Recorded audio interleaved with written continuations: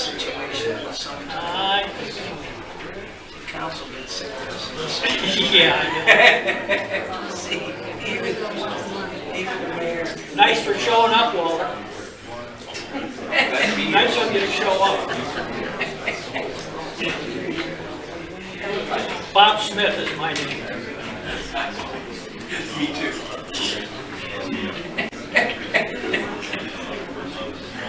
Mr. Smith, how are you?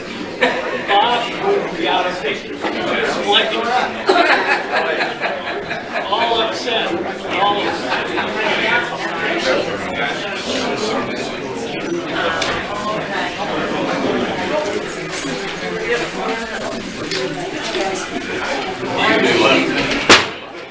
Good evening. Please rise and join me in the Pledge of Allegiance. Gentlemen, remove your hats, please. I pledge allegiance to the flag of the United States of America and to the republic for which it stands, one nation, under God, indivisible, with liberty and justice for all.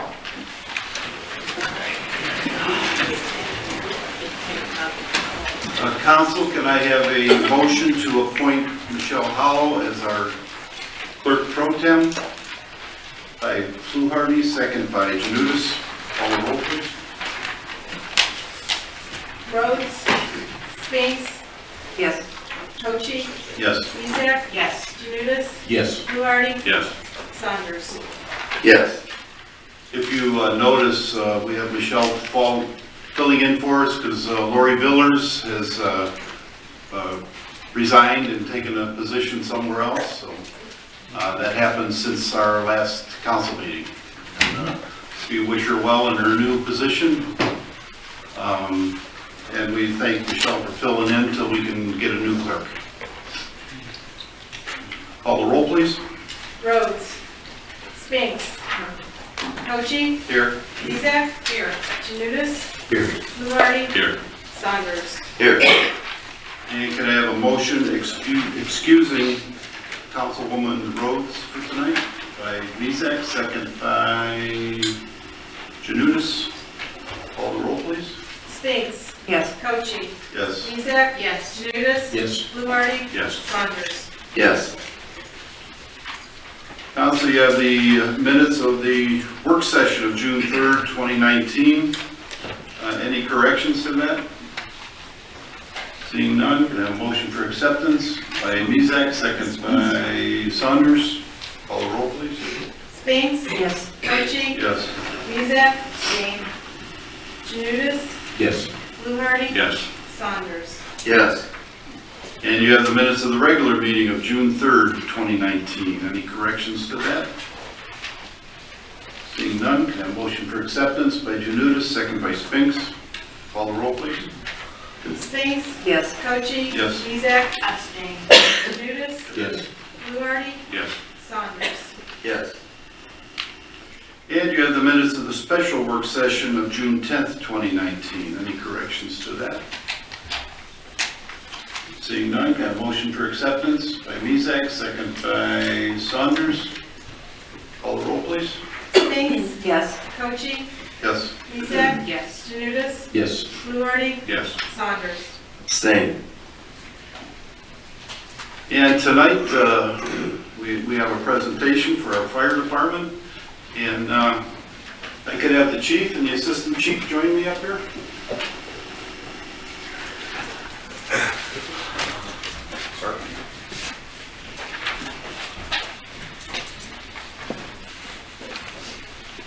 Those that come here regular know this is one of my favorite things to do is give proclamations and certificates to people for achievements that they've done.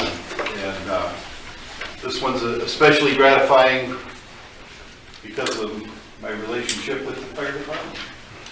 And just recently, our fire department has gone through a whole process to get our city's insurance rating down to a number 2, which probably doesn't mean a whole lot to most of us here, but it is very significant. Number 1, it affects our fire insurance, and especially for businesses, it lowers the cost of it. So that's good for any time. So So what they accomplished affects the whole city. And not only that, but to get to a level 2 is amazing. There's 4,000 some fire departments, only 4% of them have reached the level 2, which is phenomenal.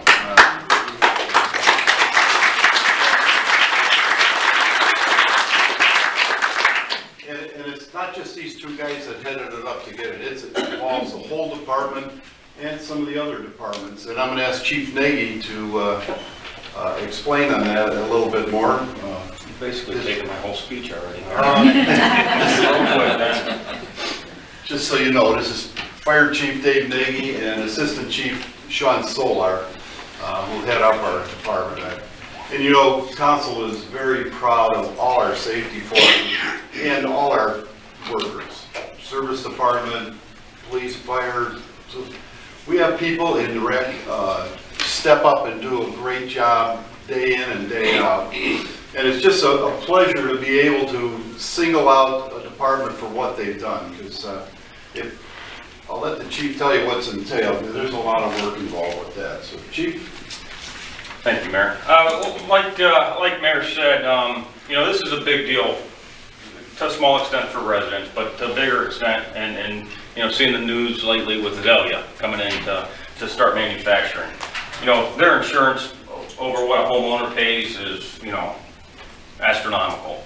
And a jump like this from any number, you know, be it 3 to 2 or 4 down to 3, is significant, like in the hundreds of thousands of dollars it can save businesses and hopefully attract businesses in.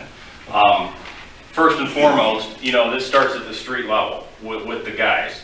You know, it's what they do every day, from the training to the quickness in which they get out the door, the way that they maintain the equipment, that all goes into it. It's all record keeping, and all those hours are logged, and that is all evaluated.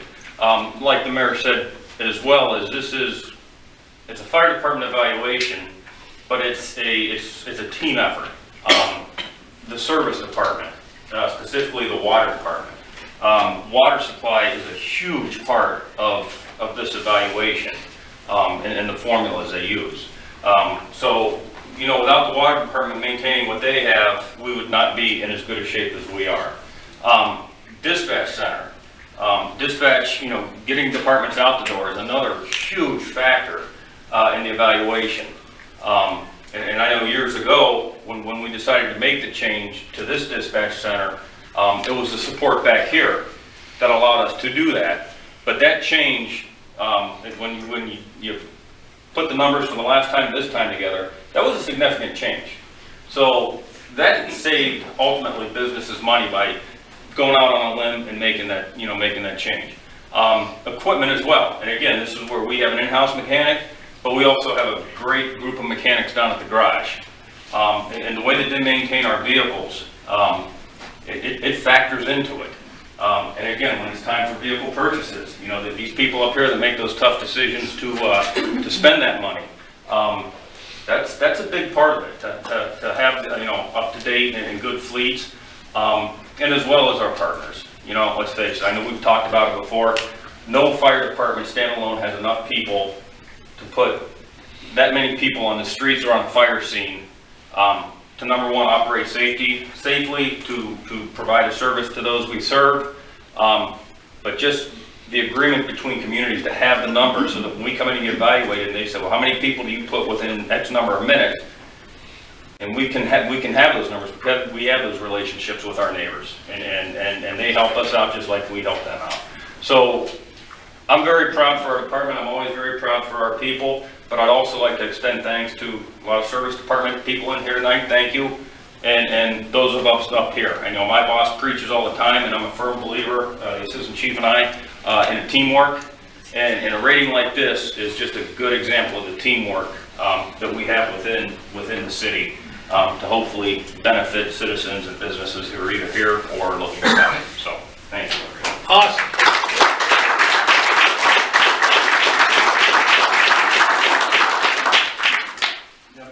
Because it says all the same thing. But this is for the whole department. Like you say, everybody's involved. You didn't mention the most important part, fire prevention. And that does go into it, fire prevention, public education. I apologize. I'll have to buy him a beer now. I'll have to buy him a beer. So hey, thank you guys, thank all the guys over there. And I am gonna correct Mayor Coachy real quick, because it just puffs up what this team's been able to do a little bit more. It's actually 42,000 fire departments, as opposed to 4,200. So that's, that's top 5% of 42,000 departments. So that's, again, for the team, that's what makes it a little We bit can add better. a zero to that, that's even worse. It already was in there. Maybe you should just warm your glasses when you're reading.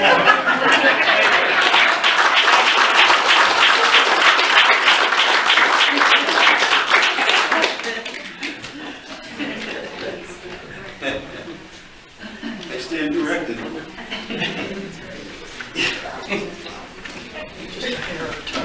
Yeah, no, I read it wrong. 42,000, that's even more significant. Yeah. Wow. A great job by all, and all this help they had around. Okay, get on to old business. Ordinance number 9683-19. Yes, we did. Ordinance number 968319, rezoning property described in here from B3 to MU classification located at Northfield and Rockside Roads, and declaring an emergency. I have a motion for suspension by Spinks, second by Fluharty. Call the roll, please. Spinks? Yes. Cochee? Yes. Mizek? Yes. Janutus? Yes. Fluharty? Yes. Saunders? Yes. Motion for third and final by Mezak, second by Saunders. Mike, you want to address this and the next two, A, B, and C? We'll speak on the three of those. Okay, thank you, Mayor. In essence, what we're doing is, for those of you that have been here the last couple of meetings, we are replacing Chapter B3 and repealing that ordinance, and that's basically the zoning for the Meadowbrook Shopping Center. It was previously zoned retail, B3. One of these ordinances are to repeal that. About a year ago, we engaged with a third-party planner who works with cities, Beechwood, other communities, and they did a land analysis for that. It's 90 acres, all the way from Bartlett and Rockside, all the way to the former TJ Maxx site. And they put together a thorough analysis for the administration and council to review. And simultaneously, they provided recommendations for rezoning, best uses, and what would be the best fit for that area moving forward. We retained a outside attorney to guide us through the process, and ultimately what we did was we developed a mixed-use zoning district. And that's what this is. It includes all of the different parcels in there. We're rezoning all of that to mixed use, except 2 parcels. And the 2 parcels that we are rezoning to, let me correct, to an R3 are the 2 parcels where there are the apartment buildings that are already along Rockside Road, where they've never been rezoned in the first place, and we're basically, those 2 parcels will be zoned R3 multifamily to fit what they're used for now. Everything else is going to be mixed use.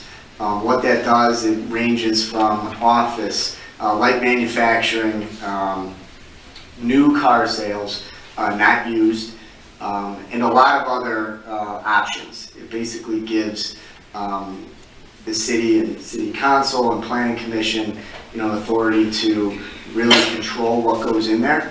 Obviously, our goal is to bring business there. I can say that there are a few businesses that have already moved in. There is a tentative deal on the entire Walmart that's based on this rezoning, and there is interested parties in the 12 vacant acres at Bartlett and Rockside. So this is, as far as development, is imperative to move forward with it. I think it'd be very good for the city. And for the question came up in work session. We did include the YMCA in this. At the time, the Y was, the city was working to require it through a tax foreclosure at no cost to the city. We did. Obviously, we're going to engage. We're not going to keep the Y. It's, to be quite honest, it's in pretty poor condition. but there's already interested parties looking to purchase that, more so for the land than the building. And we included that parcel in this, so it'll all be zoned mixed use.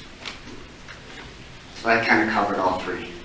Again, it's based upon an expert's recommendation, input from all the property owners up there. There's numerous reasons which are spelled out in the ordinance, and, including, spurring economic development, and the planning commission's recommended this as well. So we went through the formal process, and the planning commission also recommended that we adopt this ordinance as well as our expert and all the adjoining property owners, and including Mr. Goudreau, actually. So everything, everyone's on the same page, and we hope this helps the area. Thank you. And already people are calling up wanting to know about this just because of these zoning changes. So, as you know already, the Mazda's broke ground up there. They're going to be building their new dealership. We had the Bureau of Motor Vehicles move in. Kidney dialysis place is going to be moving in. The State License Bureau is going to be moving in. So things are finally happening up at that intersection of Northfield and Columbus, and we suspect there's going to be a lot more changes as we go along. And yes, Mr. Simon has said he's still going to open his grocery store there. He has told me that numerous times, so we're holding to that. Clerk, call the roll, please. Yes, we did. Spinks? Yes. Cochi? Yes. Mezek? Yes. Janutus? Yes. Fluharty? Yes. Saunders? Yes. Ordinance number 9684-19. An ordinance rezoning certain property located at Bartlett and Rockside Roads from the B3 Shopping Center District to R3 1 to 6 Family Residence Districts and MU Use District. This pertains to, there's four parcels right at Bartlett and Rockside that we're treating a little differently because they have they have the single level apartments there now, so we have to zone it to what they're using it for now, which was never done in the past, so we're correcting that now. We have a motion for suspension. Saunders, second by Mezek. Call the roll, please. Spinks? Yes. Cochi? Yes. Mezek? Yes. Janutus? Yes. Fluharty? Yes. Saunders? Yes.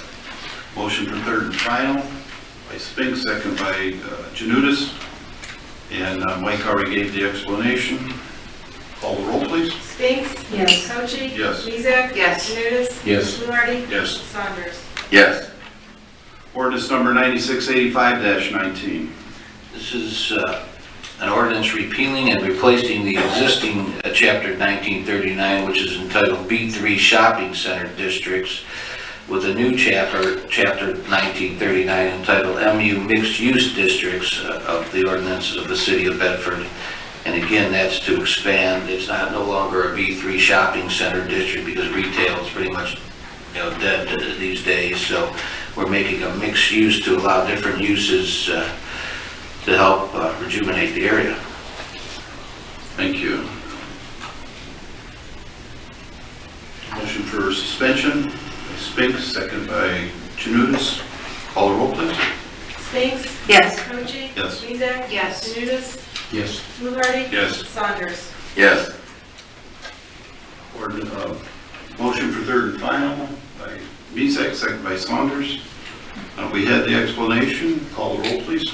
Spinks? Yes. Cochi? Yes. Mezek? Yes. Janutus? Yes. Fluharty? Yes. Saunders? Yes. Ordinance number 9698-19. An ordinance authorizing the city manager to enter into a contract with Senior Transportation Connection for additional transportation services to residents and declaring an emergency. We have a motion for suspension by Saunders, second by Mezek. Call the roll. Spinks? Yes. Cochi? Yes. Mezek? Yes. Janutus? Yes. Fluharty? Yes. Saunders? No. That was for suspension, Don? For suspension. Oh, that was suspension. I meant yes for suspension. Sorry. What did they need us? Yes, it did. Yes. A motion for third and final. Spinks, second by Fluharty. Mike? This is a contract regarding, as the ordinance reads, Senior Transportation Connection, which is a company that provides transportation for seniors 60 and over. What we're looking to do is obviously not cut any services. What we're looking to do is try to expand them and offer seniors more options to utilize the van service. There's nothing changing as far as utilization for those that are doing it now. Be it dialysis or anyone else, it'll continue to be $1 each way transportation. And we're also going to work to establish multiple group trips. One being Walmart's group trip, which is outside our radius now. One being group trips to Giant Eagle on Wednesdays, so seniors can utilize the senior discount, which we're unable to perform that now. What we want to do is allow more individuals in the community an opportunity to utilize that transportation service. Comment? This is only a 6-month contract, correct? Correct. So after 6 months, we can re-review it and go from there. My concerns are still the vehicles. It also can be terminated by either party after 90 days. Correct. With the 90 days notice, not after 90 days, but with 90 days notice at any time, not. Thank you. Clerk, call the roll. Spinks, Yes. Cochi, Yes. Mizek, Yes. Janutus, No. Fluharty, Yes. Saunders. Yes. Reports, Mr. City Manager. Thank you, Mayor. Just a couple items. Friendly reminder that the parade is this Thursday for July 4th. Starts at 10 a.m. on Columbus. I do want to mention there were some calls that came in and requests. Councilman Janutus indicated trees. Our arborist has been going through town, I believe, included in the memo this past week, indicating that next will be over on High Street to look at some of those dead trees and trimming. So they are making their way through. Also mentioned in work session, we're continuing to work with the county regarding the sewer maintenance. They were recently out. If you recall last year, we maintained one side of Gould. Gould has 2 sewers. They came back out this year. They did the opposite side. What we're waiting to do is City Council budgeted $10,000 annually this year, which was the first time. It's a new program where we work with the county and they come out with their equipment. They clean and maintain lines. We did Gould last year. We did the other half this year. Once we get that bill and we find out what is left out of what is budgeted for this year, we'll then continue to move along. And most likely, I believe we said it would be Eldred as the next street. So we'll look at those areas where there's high roots, where the sewers are affected, and we'll continue to work with the county on that. Thank you. I did, Go a ahead. couple more things. Recently we worked with the Gardner, which came in and they did an energy audit for all of our municipal buildings, City Hall, Service, Recreation, and they put together a list of items that we can make regarding improvements, if it's lighting, if it's boilers, whatever it is that could use improvement where we can get a payback in a short period of time. The reason we did that is we received about $100,000 in grant funding through NOPEC to pay for some of these improvements, and obviously we didn't want to just pretend to be the experts and figure out what can be done. We brought them in, they did that audit, and we can go ahead and make those improvements. I shared that with council and the department heads, and most likely we'll be coming back to council in September for some legislation as far as moving forward with that project. I had indicated that YMCA is under the city's control right now. It's not our intent to continue to utilize the Y. Most likely we will sell it. In the meantime, this week we are going to utilize the facility for some canine training with a group of the canine units throughout the area. And lastly, demolitions. If you recall, the city received about $400 and some thousand in grant funding for various demolitions. Part of that is we sign off that the land bank will handle those demos. The good news is they take care of it, and we don't have to go out and bid each project. Bad part is we're kind of at the mercy of their timeline. I will say we did sign off on. No, that's okay. I thought it was important for them. See at the bottom, right table, be psyched. Get to the phone, easy laptop, your nose on my phone. Sorry, Michael. No, it's all right. It's good music. We had a little laugh. The couple of the properties that we already signed off, notice to proceed, 295 Columbus we're waiting for to come down, obviously 34 Union came down, 401 West Glendale, they're going to be demolishing, 500 Columbus is going to be demolished, there's an old garage that sits on 83 Henry, that's going to be coming down, as well as 90 West Grace. So all those properties we received funding for, they're going to tear that down, the land bank will. When we've signed it, the notice to proceed, we're just kind of at the mercy. I will say there's another property that we received one quote on, that we're working to get a second, and that's 188 Greencroft. That property is not included in this list, but it needs to come down. The owner's aware of that. John's worked closely with them. We will demolish that property and utilize leftover funds through the NSP grant, and then obviously assess it. He's walked away. The property's in deplorable condition, and we want to get that cleared up. So that'll be hopefully in the coming weeks. And as Chief Nagy mentioned, there was a good article for those of you that in Cranes this week that came out today. The online edition was over the weekend regarding Zelia and their plans to move drug production and manufacturing back to Bedford. That's taking place. A lot of what was mentioned in there was some things that we've already spoke about, including their plans to bring the bag system, which is going to be moving here. All of that is, I shouldn't say moving here, being established here. The big thing is about manufacturing and all that happening is it's going to be jobs. It's going to be more jobs. And combined with what's happening in Meadowbrook, I think it's a lot of good things happening. End of report. Thank you. Mr. Lauder. I'll just briefly wish everybody a happy 4th of July. Hello to some people I don't see. There's a bit more people than I usually see up here. Some people I haven't seen in a while. Hope everything's going all right. Other than that, end of report. Thank you. Mr. Finance Director. Yeah, I'd just like to congratulate the fire department, Chief Nagy. That was a great accomplishment. I remember writing about where they were ISO rated 4 when I first came on board, down to 2. That's a huge improvement. So kudos to them. That was great that they were able to achieve that. It does help all the businesses in town, that's for sure. Tax department, we did send out a lot of non-filer letters, so if you received one, please contact our department so that we can get that all cleared up, make sure we have your returns, and move on from there.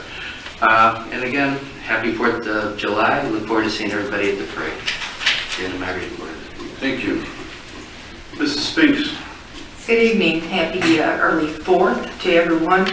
You can always tell when there's something on the agenda that's important to people. I just want to start off by saying this job sometimes becomes difficult. I know I can speak for myself is when we have things like what's on the issue tonight on old businesses, sometimes we have to make difficult decisions up here. But I know when I vote thinking of all of the residents, how it's going to affect lives of all people, all the residents, not myself, which I am a resident. I'm a taxpayer. And I have been working with seniors for 42 years. So that's a subject that's very, very dear to my heart. Mary Berg can vouch. I'm at every senior meeting and she worries about me when I'm not there. That's what like I said, I've done for a living. I also work with children. That's the hub of our city. I got personal phone calls on this and was threatened for someone to run against me if I voted no. I took that very personal. It was just, like I said, this was a hard decision, but it's what's the best for the residents, what's the best for our seniors, and to provide more services where it'll be so great for, you know, for them to be able to, for residents, for seniors to have more choices to be able to go places after 5 o'clock or on weekends. So when I vote for what's the best for all of the residents. So with that, end of our report. Thank you. Mrs. Mezak. Thank you. First off, I'm sorry about the interruption with my cell phone. I wasn't paying attention, and of course somebody had to bring it to my attention, which was the caller. I want to say thank you, and I want to also say, I want to apologize for missing so many meetings since 2017 because I didn't control our destiny, my husband and myself's health position. I wanted to say thank you to those from Ward 4 and those that had called me when I first got hurt on Mother's Day weekend and offered me food, services, care, going anywhere and everything. I'd love to see all these people here tonight from my ward and the rest of the city, because you know what? We're all out there for caring for one another, and this is what I do. This is what I like to do. Be with the people that care for each other. And here I am, and I hope to be back here for a long time. In the near future, health going my way. I did want to clear something up. I did not have back surgery. I did not become crippled. I had former pelvic fractures from a car accident when I was a young person. Unfortunately, being raised very strictly in that, when spring comes along, the women always have to spring clean the house. So I made an appointment for my rug to get cleaned. And I'm looking out my window and I said, nope, it's not gonna work. So I went and cleaned the first window. Came out really good in the traffic, because when they sold us these windows, they says, oh, you can take your windows out, clean them, put them back in. Unfortunately, that didn't happen with the left side of the window. The window went right past me, and I went right down on my lower body. Therefore, I couldn't move for 10 days. So the wonderful fire department we have and dispatch sent the squad down, and they took care of me very well. And I wound up in rehab for a while. And it's hard to say you can't teach somebody an old trick or do something for another person. I have 3 wonderful children that managed to take over my house for 15 days without me. And the general gave orders from the hospital bed and rehab. Everything ran smooth. And like I said, I did have a lot of caring residents that did call and drop by the house, and I want to say thanks again. So with that said, I have to say to the mayor, I want to thank you for letting me do proclamations, because I like doing them too. Matter of fact, I had one for you because you weren't there. I think you saw it because you signed it. I have a resident at Bayberry Lane. She's been there since that development was built 35 years ago. She celebrated her 100th birthday on the 23rd of June. Her name is Lottie Adler. If I would have known that I was going to be here for sure tonight, I would have had her come in person, because she's, you talk about a feisty person and a go-getter. She's got me beat, and I'm not really old yet. But on the other note, I did want to say that I want to wish her best wishes. And there was one remark that I had on the proclamation, because it was told to me. She worked for the county auditor's department downtown. And in her tenure there, they had a saying, Lottie's been here longer than most of our auditors have been. So that shows you how dedicated she was to her job. Then we have another thing I wanted to say. I got a chance to go through my ward several times since my little mishap. And everybody throughout the city, their yards are all looking great. And I think our city kind of shines over a lot of people, because they all like to come into Bedford to see everything we have to offer to them. I've handed out schedules for our events and things like that. And like I said, I love to talk to people, love to be with people. And tonight is very special to me because I see a lot of people I haven't seen for a long time, or I have seen, and I still like to see, regardless of what it is. And lastly, I want to say, if anybody, and this is my pet peeve, another one, wants to get a hold of the animal control for our city, call now and make your appointment, because he's going to tell you it's going to be a couple of days because they're limited on their traps. Unfortunately, with my deer, Mr. Bender will love this one, I have a groundhog now that made residence at my home. So now we're trying to get this guy. And when he delivered the cage, he said, I already have it ready to go to get him. Hasn't shown up since the cage has been there. Have a good week. I've missed you guys. I'm glad you're all here tonight. Thank you. Thank you. Mr. Janutus. Thank you. I'd just like to congratulate the fire department on a rare accomplishment. One of our main jobs, I think, as city council people, is to really evaluate the operations of the city and to assess the best use of our taxpayers' money and whatnot, and be an oversight of city operations on behalf of the residents. And I think very highly of our fire department, and this is a good proof that our fire department is top-notch, so congratulations. Thank you. Mr. Fluharty. Thank you, Mayor. I want to also congratulate the fire department. We're pretty lucky to have these guys here. They're one of the best crew around this whole state, believe me. I want to also thank Mike and Service Department for patching up Northfield Road finally. We got some of it done up there, plus the sinkhole that was across from Sunoco is all done, so you can walk down the road now without your wheels going up and down all through the bumps. Paul is glad to have you back. I know you've been out a while. Since you got groundhog now, when's National Groundhog Day? I have to look it up on the phone. Oh, okay. Because you always let us know when the squirrels are supposed to be around, so I just want to check that out. And also, beware, of course, it's fireworks season. Everybody, please be careful. And I know we got a lot of people out there shooting them off already, but just call the police department. It's the easiest way to try to calm them down. They got a hard job because as the years go on, these 4th of Julys are getting worse. It's as simple as that. It's a shame because someday someone's going to get hurt, or somebody's house is going to catch on fire because all these extra big fireworks that are flying around this town anymore. It's terrible. And so call the police department. That's about the only thing you can do. And also, I just want to wish everybody happy 4th and see you at the parade. Report. Thank you. Mr. Saunders. All right. I got a list here. First thing on Broadway, the truck carriers for the car dealers. The other day there were 5 of them parked on Broadway. 2 of them were on the curve. That's a hazard. We all the way from Harrison all the way down to Rockside. Especially the 2 that were parked on the curve, those are blind curves. Somebody coming around them is going to slam one of them one of these days.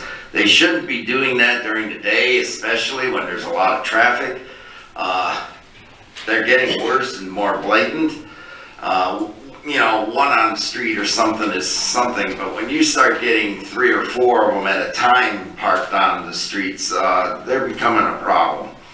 So we need to inform the car dealers that they need to, since we have an ordinance prohibiting that at certain dealerships. So let's see if we can get somebody out there to at least advise them to not do it, all of them at the one time.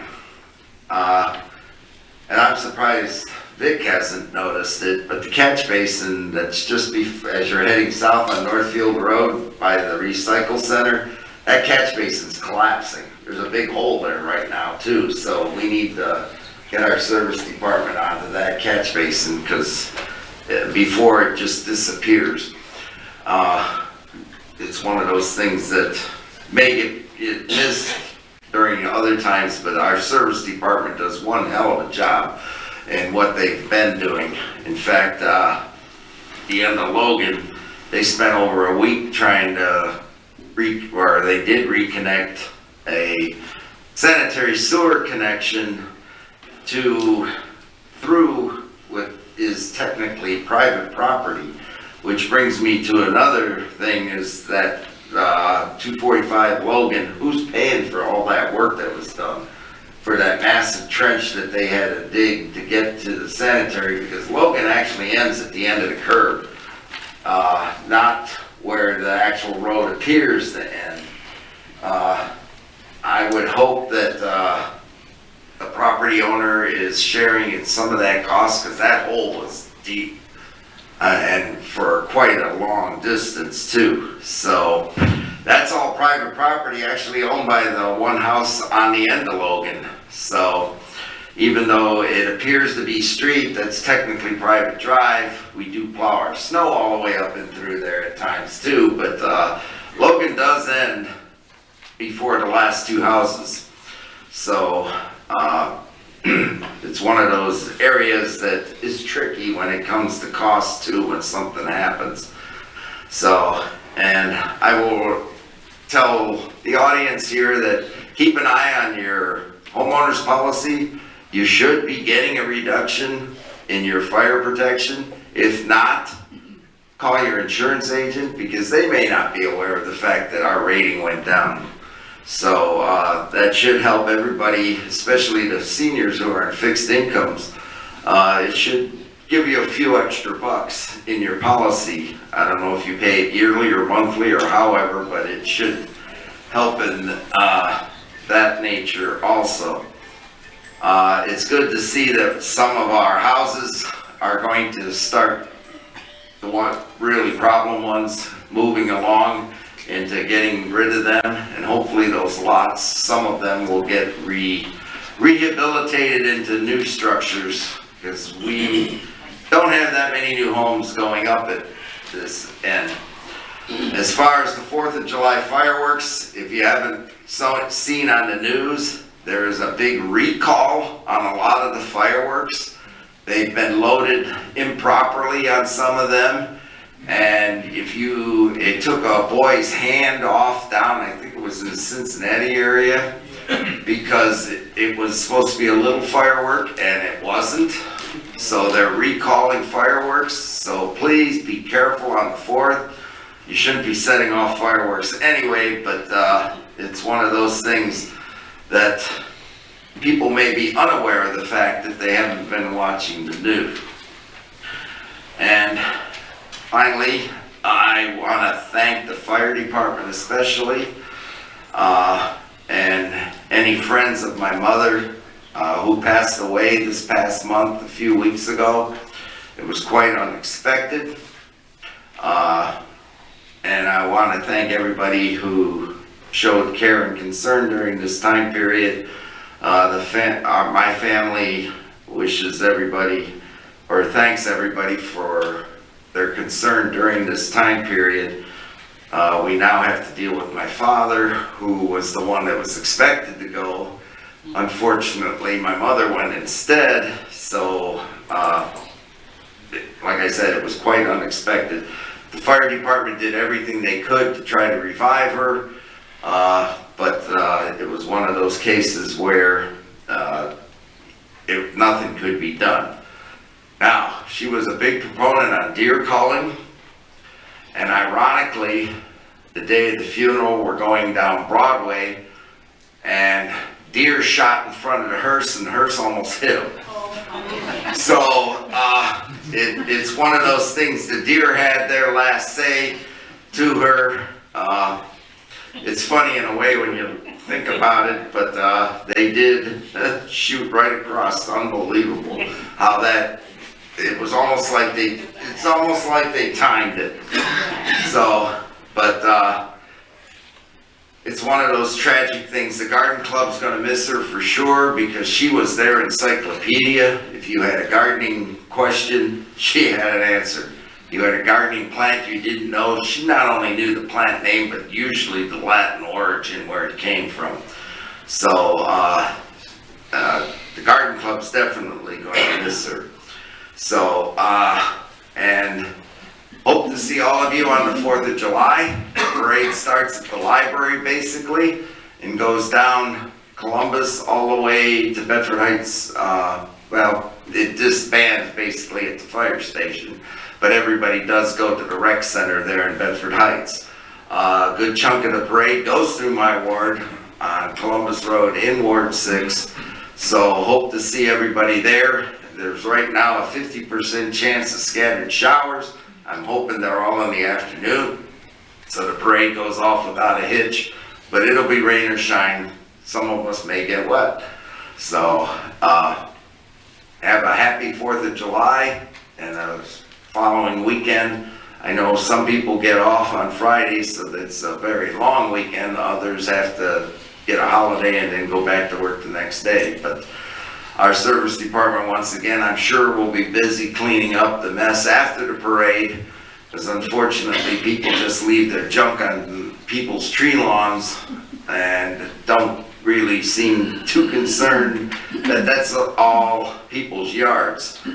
So let's hope we can keep it, the litter especially, down to a minimum. So happy 4th, everyone. Thank you. Thank you. I only have one thing to add to what everybody said here. We have a distinguished gentleman in the audience that's going to be celebrating his 90th birthday. And I just wanted to say happy birthday, Mr. Dick Bender.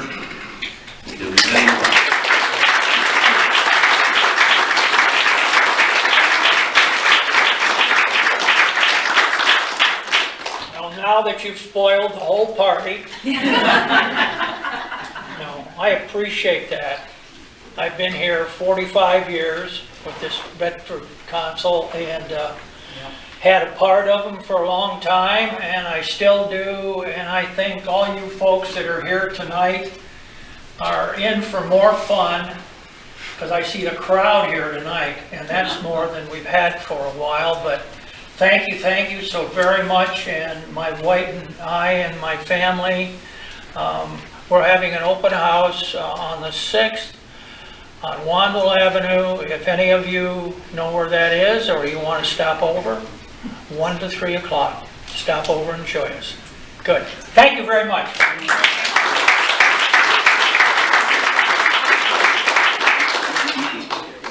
Thank you, Stan.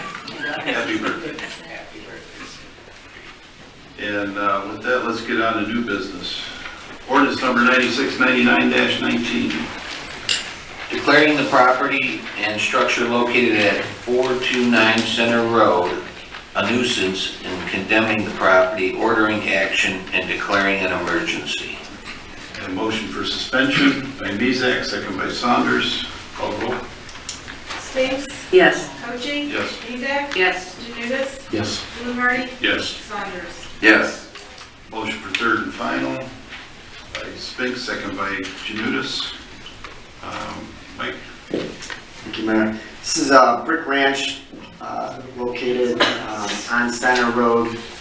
It's been vacant for years, bank owned.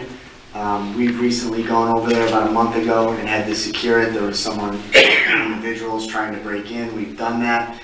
Don't believe it's to a state where it should be demolished, but this is the first step to allow John and the other staff members to put some needed pressure on the bank to get them to do something with the property. We've been cutting the grass and assessing it for years as well. Thank you. Call the roll, please. Spinks? Yes. Cochee? Yes. Mezak? Yes. Janutus? Yes. Fluharty? Yes. Saunders? Yes. Ordinance number 9700-19. Authorizing the city manager to accept the proposal of JD Striping and Service, Inc. for long line striping of our streets in the city and declaring an emergency. Motion for suspension by Fluharty, second by Spinks. Call the roll, please. Spinks? Yes. Cochee? Yes. Mizek? Yes. Janutus? Yes. Fluharty? Yes. Saunders? Yes.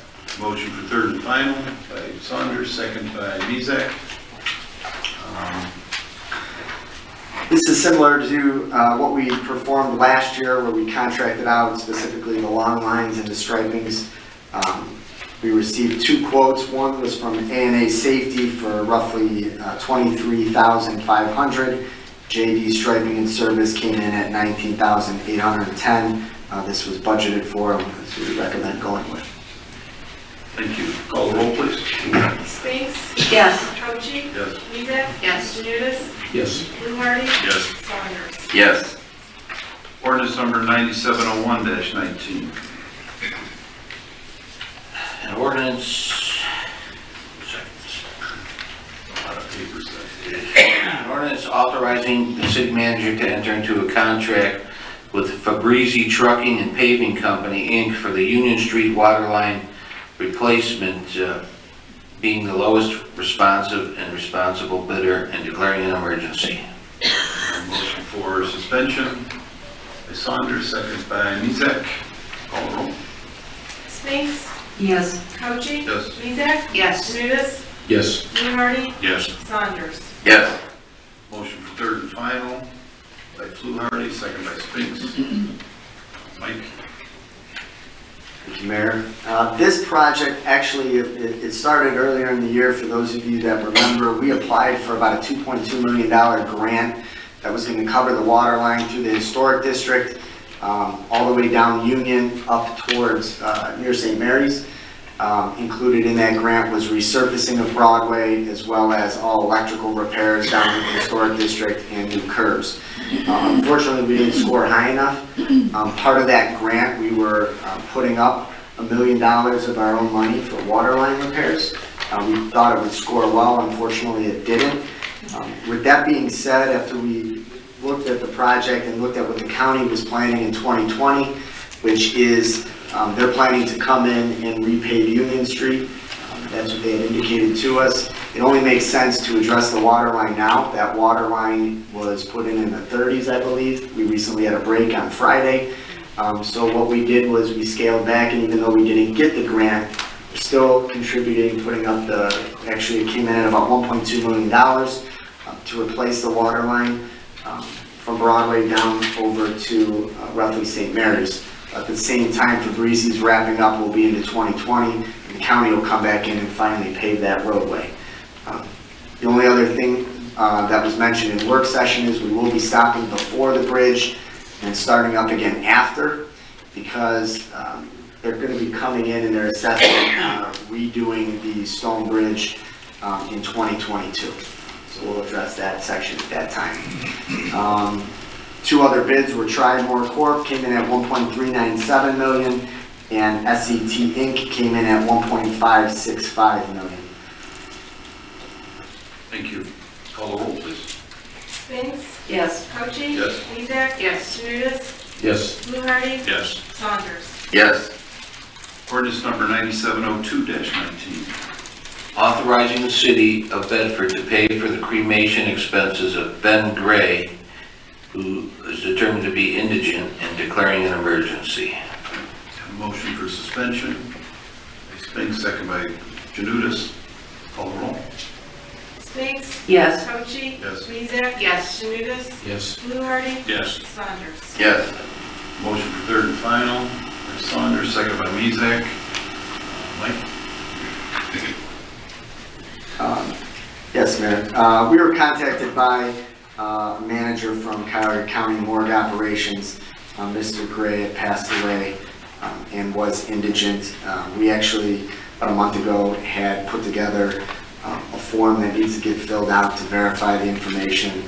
Either it's verified through tax or other measures, just to make sure that there isn't any other relative or a trust or anything of that nature. If it does indeed come back that the individual was indigent, we will pick up those services. In this case, he was, and we have an agreement with Johnson Romito Funeral Home to cover those expenses, which we will pick up.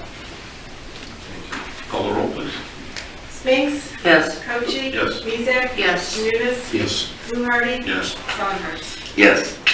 Ordinance number 9703-19. Authorizing the city manager to enter into a contract with Cerna Construction, Inc. for the 2019 sidewalk repair program and declaring an emergency.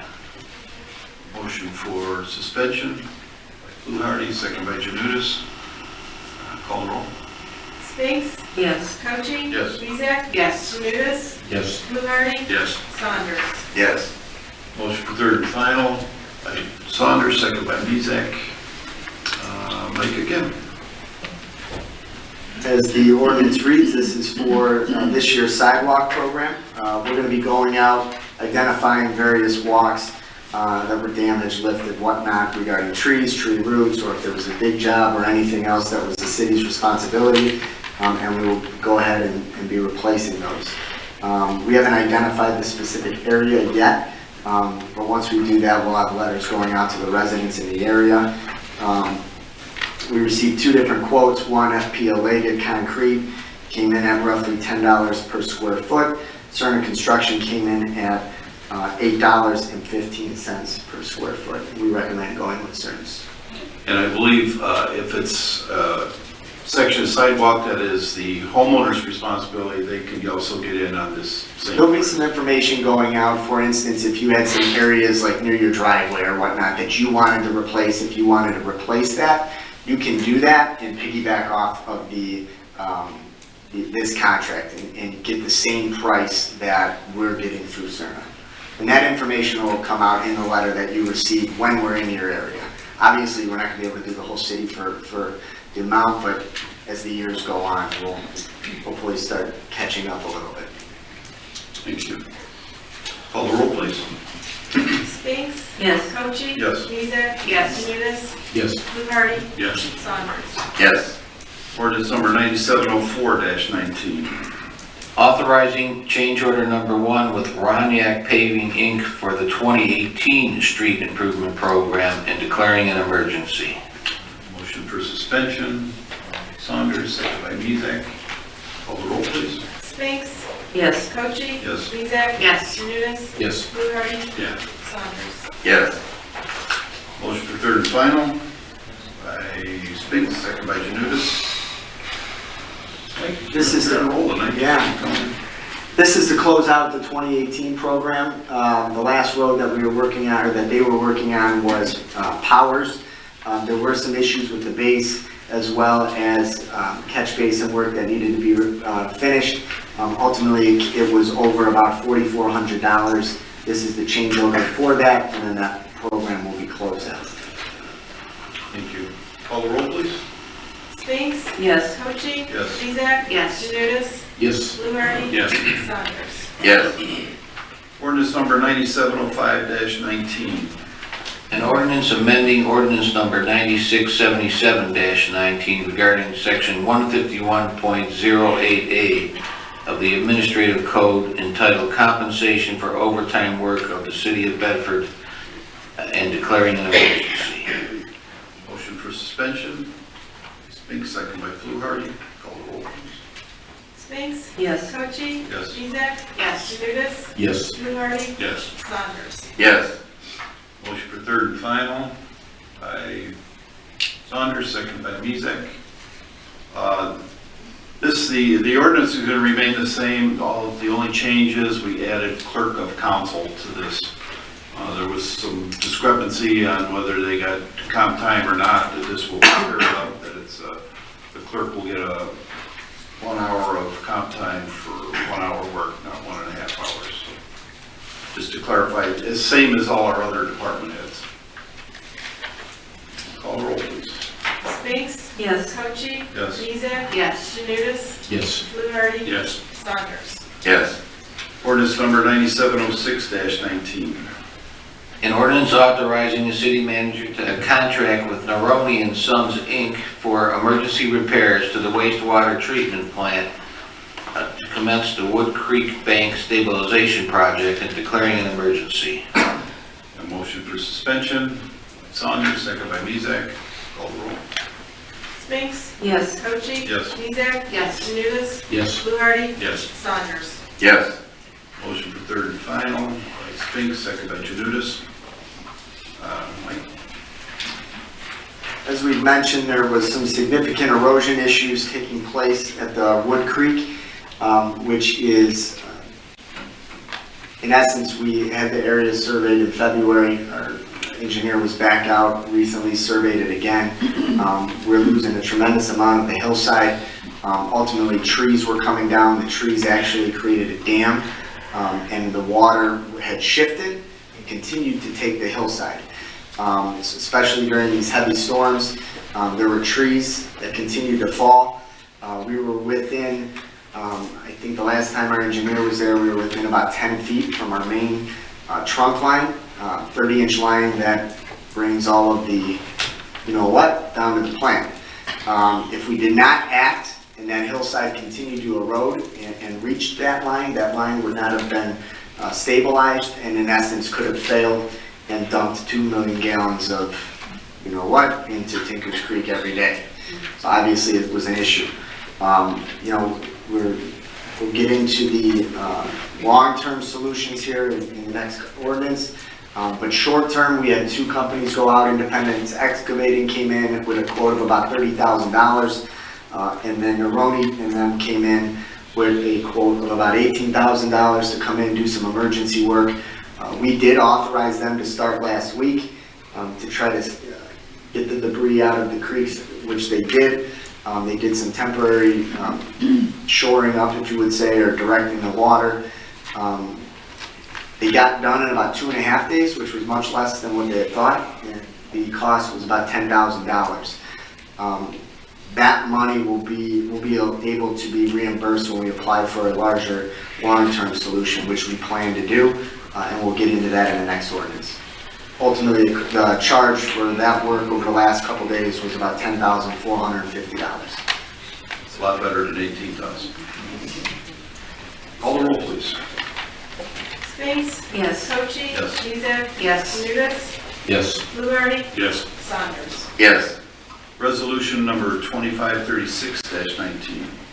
Authorizing the city manager to apply for, accept, and enter into a cooperative agreement for emergency repair and construction of the Wood Creek Bank Stabilization Project between the city of Bedford and the Ohio Water Development Authority and declaring an emergency. Motion for suspension by Fluharty, second by Spinks. Call the roll. Spinks? Yes. Cochi? Yes. Mizek? Yes. Janutus? Yes. Fluharty? Yes. Saunders? Yes. Motion for third and final by Mezak, second by Saunders. This is, I'll start if you want to add, yeah. This is part of the long-term solution. Our goal wasn't to make the temporary repair and kick the can down the road. Obviously, we need to get this corrected and corrected now.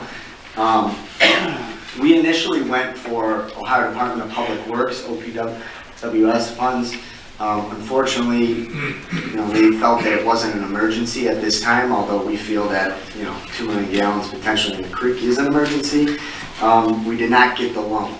However, through the OWDA and Frank will go over the terms, we will be applying for a low interest loan, which we'll pay back out of our sewer fund to make those repairs.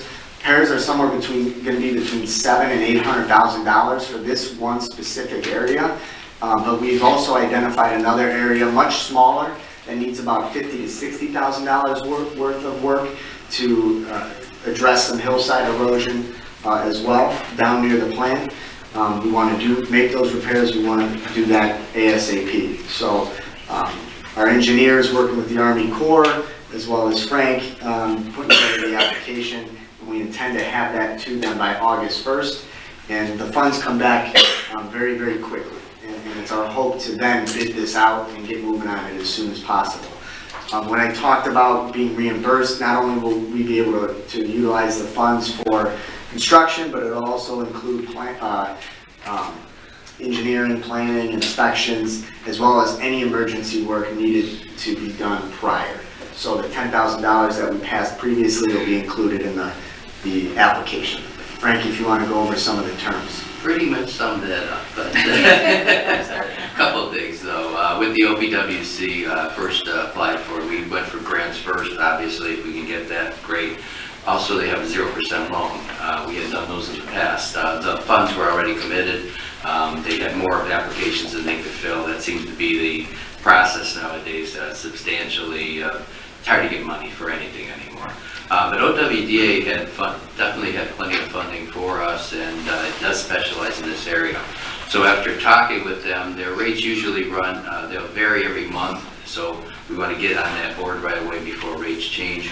Right now, the rate's running at 2.91% for a 20-year loan that we would take out. However, with our ability to, at this point of working with them in the past, they'll drop 0.5% for us. And for the fact that we have an emergency situation, that's especially with them, drop another 0.5%. So we're going to be looking at 1.91 for 20 years, substantially less than we've done in the past. And we've actually had these loans at 4.8 many years ago, so it's definitely come down. We want to take advantage of it. We met even with our financial advisors. Yes, we even have those beyond me who we work with, and they looked at it and said, you're not going to beat that. So definitely go into that, try to get that funding. And they've been very, very cordial to us to work with us on the application, get the right paperwork together. We've already completed more than half of the application already in a couple days. So we plan on having this pretty much finished up probably by next week, that quickly. So we'll be on their agenda for the new funding in August. They already have analyzed our financial situation. I had to do a 30-year projection as to what our finances will look like in the wastewater fund and go from there. So we've already completed all that, and we're ready to go.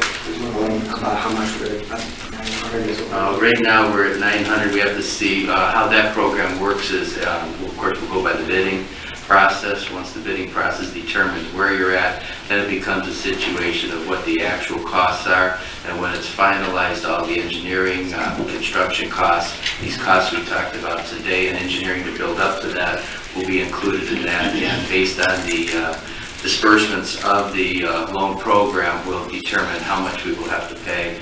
Plus there's an administrative fee that they'll charge, and then based on that, we will have our final numbers and our amortization schedule for debt for the next 20 years.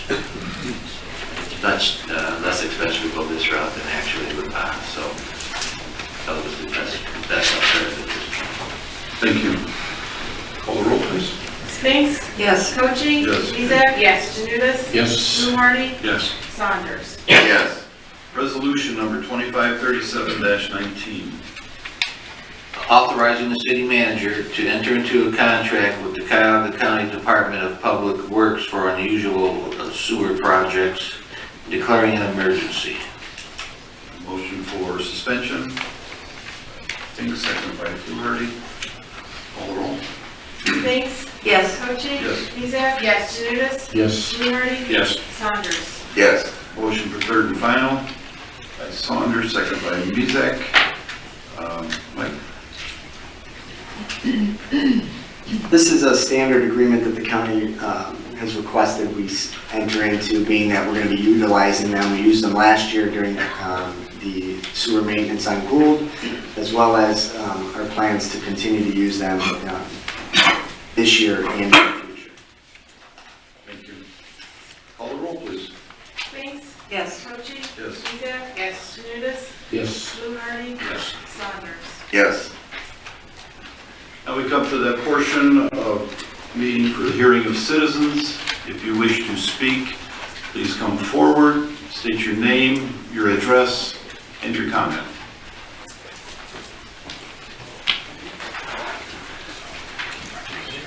Hi, my name is Marquise Brown. My address is 3608 West 114th Street, Cleveland, Ohio, 44111. Don't be alarmed, it's Cleveland. I represent the city workers that are here. I am pleased to speak to you this evening. I represent, like I said before, the nearly 50 American Federation of State, County, Municipal Employees, also known as AFSCME here at the city, and almost the 40,000 workers that are here in Ohio. The city of Bedford and AFSCME has a nearly 40-year history of collectively bargaining and working together to resolve issues and deliver the highest quality of service to the residents. Tonight, you voted to enter into our contract with Senior Transportation Connection, and by doing so will cause a layoff of a 7-year city employee who has been 3 years a senior van driver. Our members are strongly opposed to any effort to subcontract the work of our bargaining unit, especially in this instance where we have a significant harm to a city employee and his family.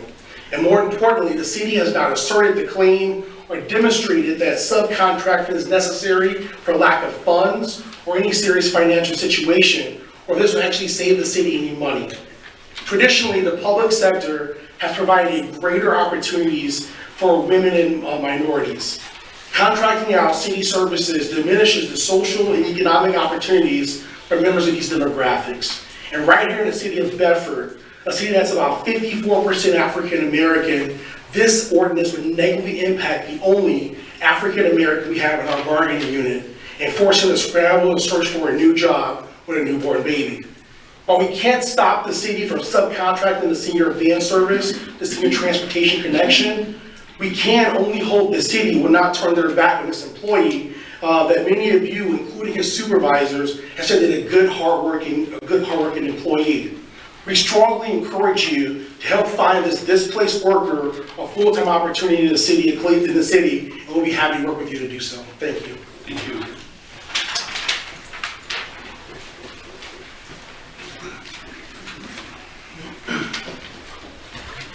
Frank Dome, 1222 Broadway. I have a couple questions on this issue also.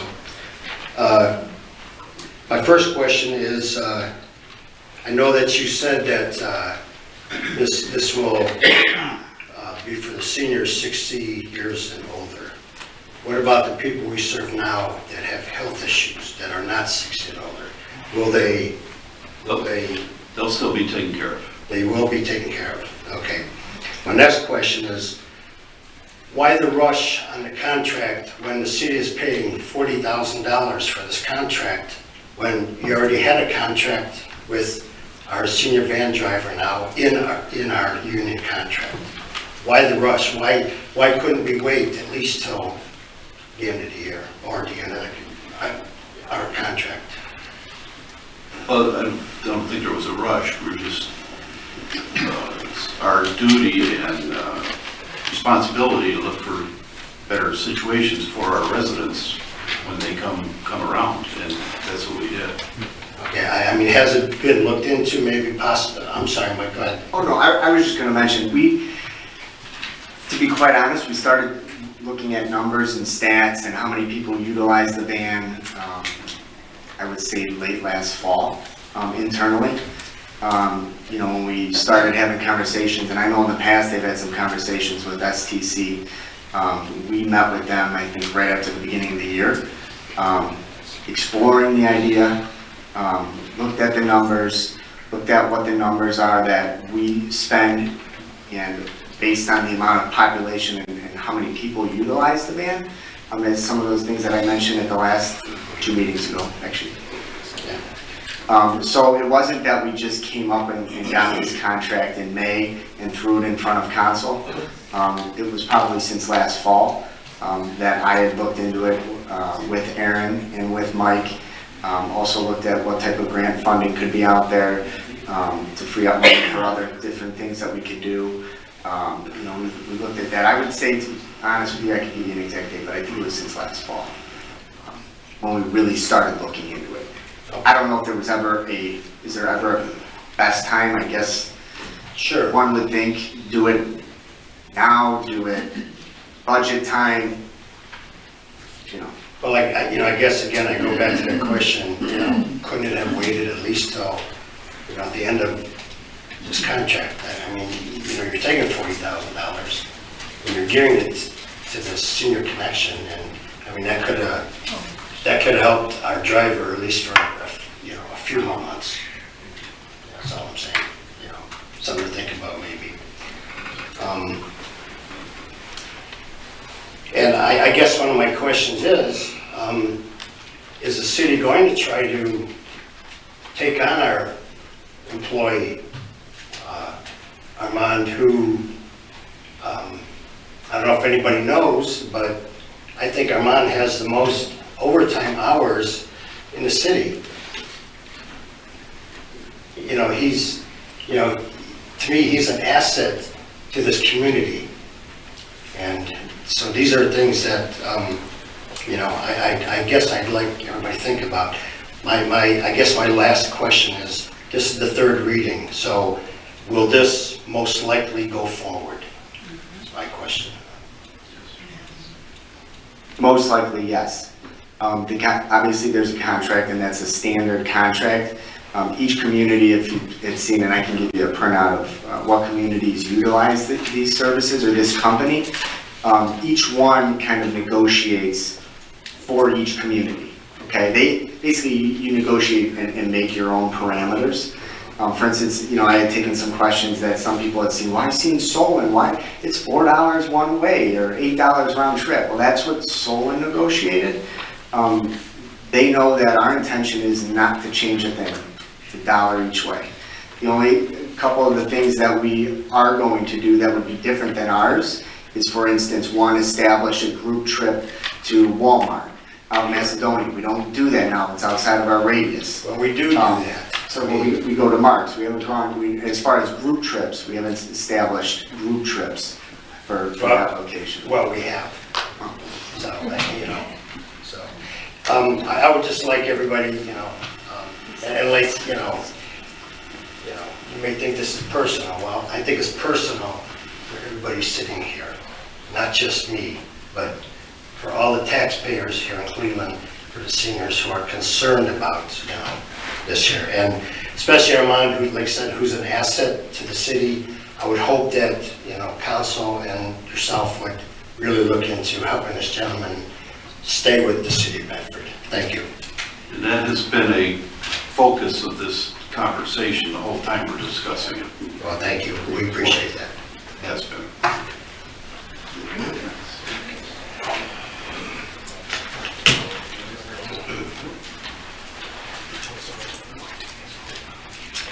I'm Anne Marie Baldovic. I live at 154 Paul Street. I've talked with our councilman several times. We have issues on Paul Street with speeders, people not stopping at the stop signs. I've talked to several officers. I get, oh, we only have to come up here once a day. And that's about all you see a police car in our neighborhood, once a day. We've got issues down at Interstate Playground. Late at night, we need officers down there. These kids are 10, 12, 14. They're out after 11, 12 o'clock at night. Somebody's gonna get hurt. I've had cars in my yard, because we're right at the bend. Nobody's paying attention. Nobody wants to listen. Mr. Fluharty listens, but evidently nobody else does. We're not getting anything done. When I talk to a police officer and I say, if you're here between 2:30 and 4, you'll see exactly what I mean. Oh, I'll be there. I'll be there. Never there. Park in my yard, I don't care. But we have issues. This is an ongoing thing. Ms. Salata took care of it, tried 2 years ago. It's 10 times worse now. But you're gonna end up with a child or an elderly person hurt. And we've got people out there riding older gentleman in his 80s driving a little, what do you call it? Handicap thing. Scooter with his grandson. He's gonna get hurt. And nobody seems to care. You stop an officer and they just keep on going. We'll take care of it later. So something needs to get done there, or you're gonna have an issue. We will get a special. And like I said, I'm told we'll be there, and nobody is ever there. Once a day in that area for an officer to go down the street. But yet I got a neighbor complaining because I got blades of grass in his driveway and I get 2 officers come to my house. That's kind of stupid. Honestly. So we need to do something. We'd appreciate it on our street. Thank you. We'll have the city manager talk with the chief.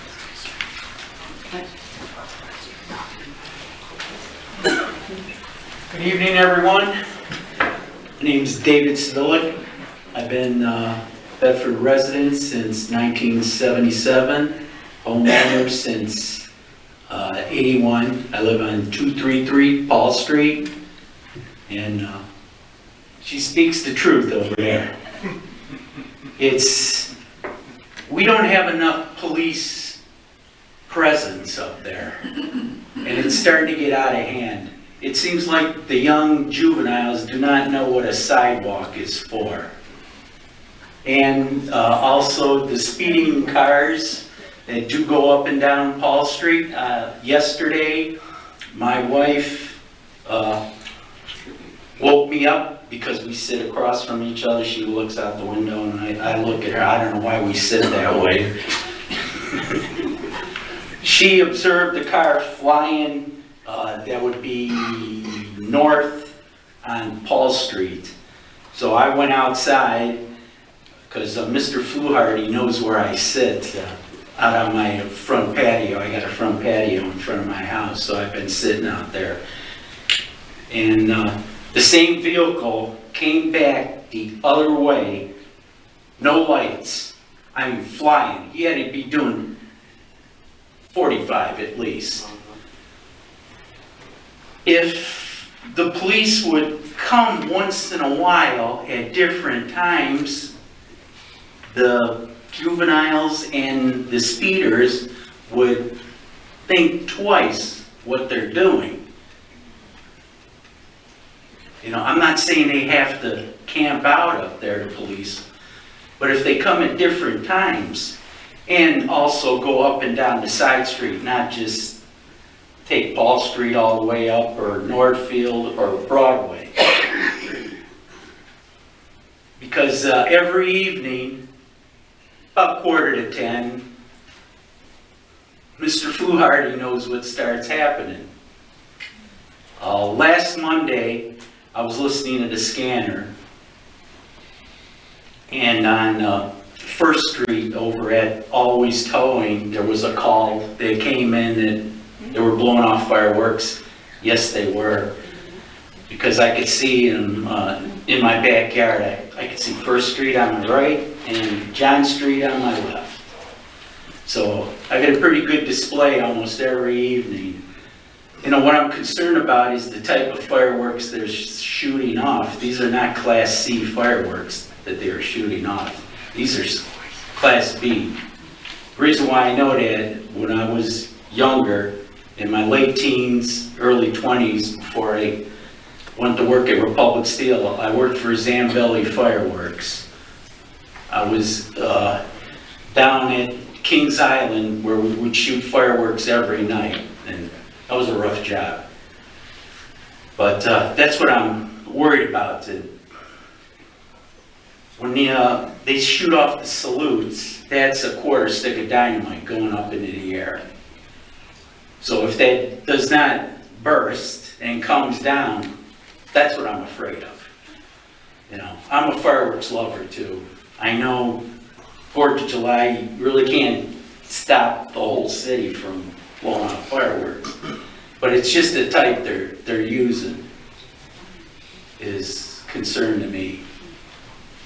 I will indicate that we were up there, I believe it was yesterday. Yes, you were. We did issue citations. Yes, you did. So, and PDR. Yes, I did hear the call, and I heard the officer say that it was okay per, I forgot who, that they could start issuing citations. Not that they could start shooting them off. No. No, right. So, I'm just a concerned citizen. Yeah, people don't understand the power of those fireworks. Yes. In my years on the fire department, I've seen people blow off fingers. Sure, we all have. Blew her hand off, so they got to blew the side of his face off. They are serious. Even the little ones can cause damage, especially the little kids. So, it's a concern, and you know, like you say, this time of year, try to get around to everybody. All I can tell you is, when I was young, if we had handheld scanners, we would have blew up Garfield Heights during the 4th of July, because we would have known the movements. They did it to us. We were lucky. Thank you.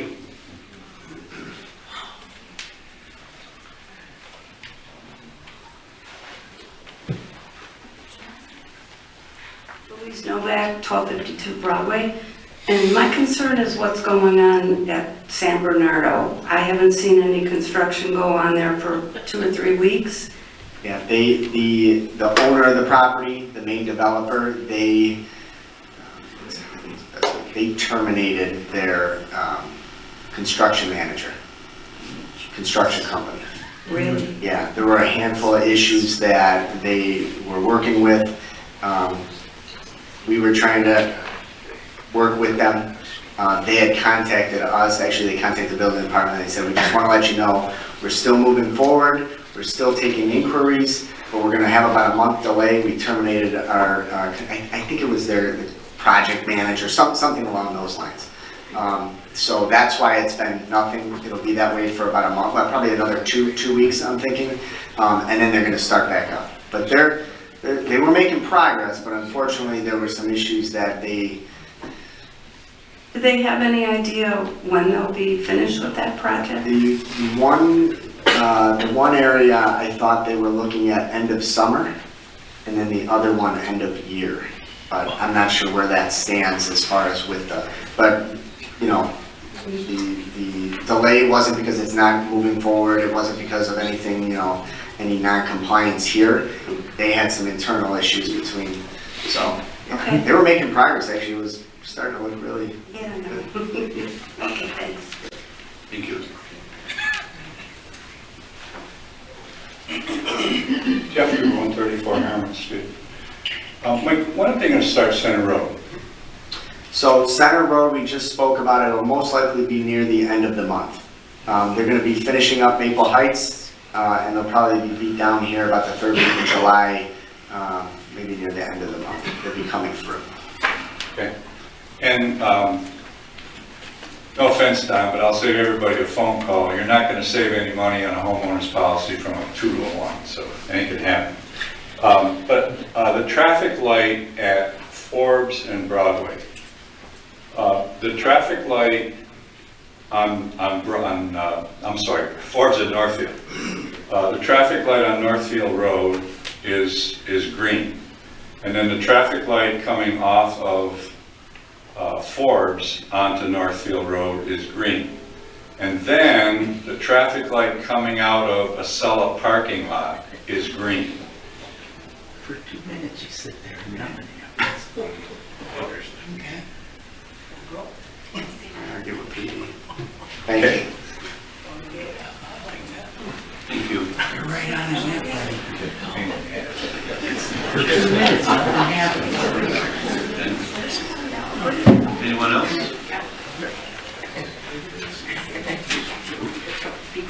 Frank Spiker, 20 William, Mayor, members of council. We have another problem on our hands in our ward up there in Ward 3. It's called garbage. We're becoming a city dump up there. There's garbage all over the place, on the sidewalks, and the roads, everywhere. My concern is that little kids are going to be traipsing down through the sidewalks, whether they're attended or not, and messing around with stuff like that or getting stuff on their clothes or whatever, and there's going to be a major problem at some point. I've noticed bag after bag that I've had to go out and pick up right in front of my property. Where was that again? William Street. William? And I've noticed it all, when I walk my dog, I notice it from here all the way to Justin Street, all the way over to Henry Street. There's garbage all over the place, and it's becoming a big problem. I hate to tell you, it's the kids that are doing it. Yeah, but I'm just saying that, again, that becomes part of that police presence. If we could somehow stagger the police to be able to come at different times throughout the day and try to catch that going forward. Because it's really getting nasty. It looks horrible up there. It never has looked like that, and I've lived here 57 years. So that's my suggestion, or just my comments. Thank you, everyone. Thank you.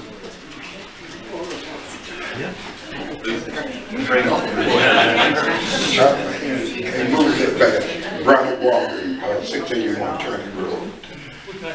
Can we have quiet, please? My concern is about the Colony Club Apartments. I recently went in and talked to some of the people that's in there. You know, they changed hands. And they're lowering the age limit of who can, you know, get a lease in there. They lowered it to 18. It used to be 21. That's a real concern. Because, you know, when you get younger people in there, I see it going on now. The music don't start it, and I live right on Turney. I'm catching it. I complain. I do a lot going down there, call the police, you know, because I'm not going to stand and see stuff go down in front of, you know, my eyes. My second complaint is about security. We have a security person. We had a security person. Mr. Mayor, you know who I'm talking about. You know me. Anyway, he had a contract with Colony Club. They want to cancel that and say, we no longer need you. I just seen a notice into my building where they opened up our pool, said, you might as well say, swim at your own risk. We won't have no lifeguard. I mean, it's things like that. Another concern is the people that bought it. They're out of Michigan. And after research, finding out that every property they get goes downhill. And I know in my community, we don't want our property to go downhill, do we? I mean, we got homeowners around there. I know you don't want that happening. And I see what's going on. The Sunoco station that's on campus, that's changing over. I talked to John, who was there for 39 years. He had to move out because they went up on the rent, and now they're going to move a store, and you know what's going to happen there. And so it's them concerns and others' concerns, and you try to talk to the people about what their plans are. They don't know, or they be evasive on their answers. And I found out, realized on the back end over by Court Hill, they're letting Section 8 in.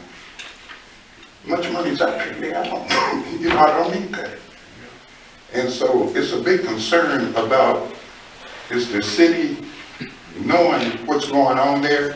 Is there anything that you can do or find out about it? I mean, there's some of the things I talked to Mel a couple of times, and I spoke to our PD about it a couple of times. Some of the stuff I can talk to you about afterwards.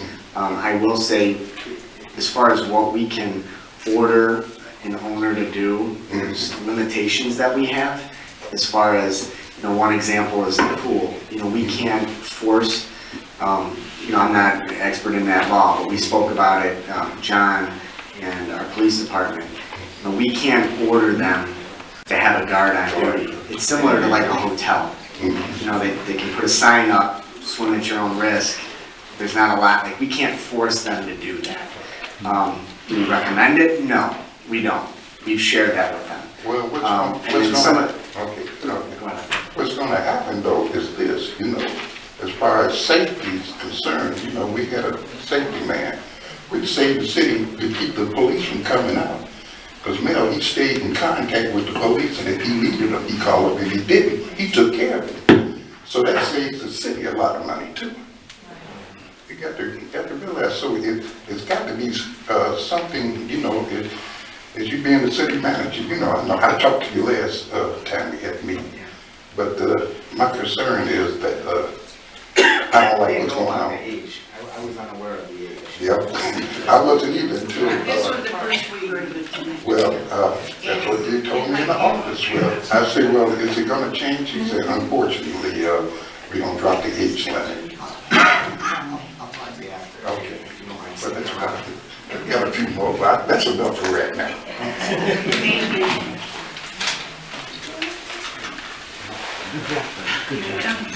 Hi, my name is Melvin Cook. I am the security man. I was. But now, I'm gonna tell you right now, they walk into the address, please. 678 Turner Road, apartment 4. Thank you. Now, the kids, well, I wouldn't say all kids, grown-ups going, they walking up and down the street, smoking marijuana. I told y'all before, I never heard of it. I never heard of no medical marijuana. You got it? Not me. You know, and also about the speeding, there's a lot of speeding on South Lee, real bad, motorcycles and cars. And the swimming pool he was talking about, last Thursday, they had one of the biggest fights over there. They fought all the way out, grown-ups and the kids. All right, didn't know, nobody called the police, nobody did anything.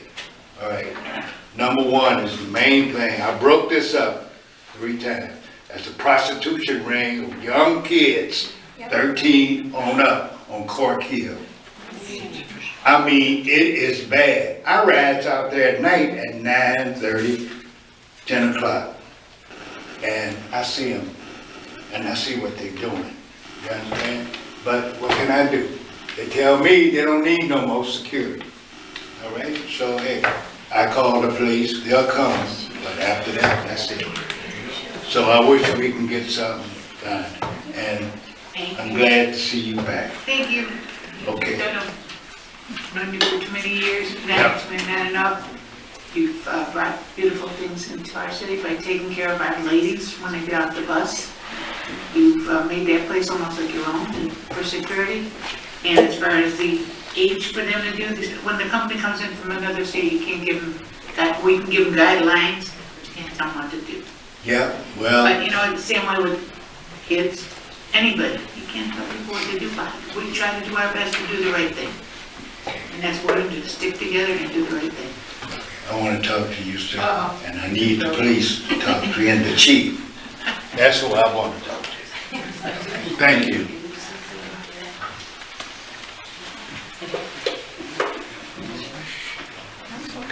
Good evening. I'm Marjorie Bryant, and I'll make this simple and quick. Address, please. 401 Lee Road, South Lee. I'm on the Colony Court Club properties. I enjoyed it up until this point. I noticed already that the landscaping has gone down. I questioned that and wrote a letter and said, what are you doing? Then the new contract, because I'm up for a new leasing, we want you to pay for your own garbage removal and trash pickup and water bill.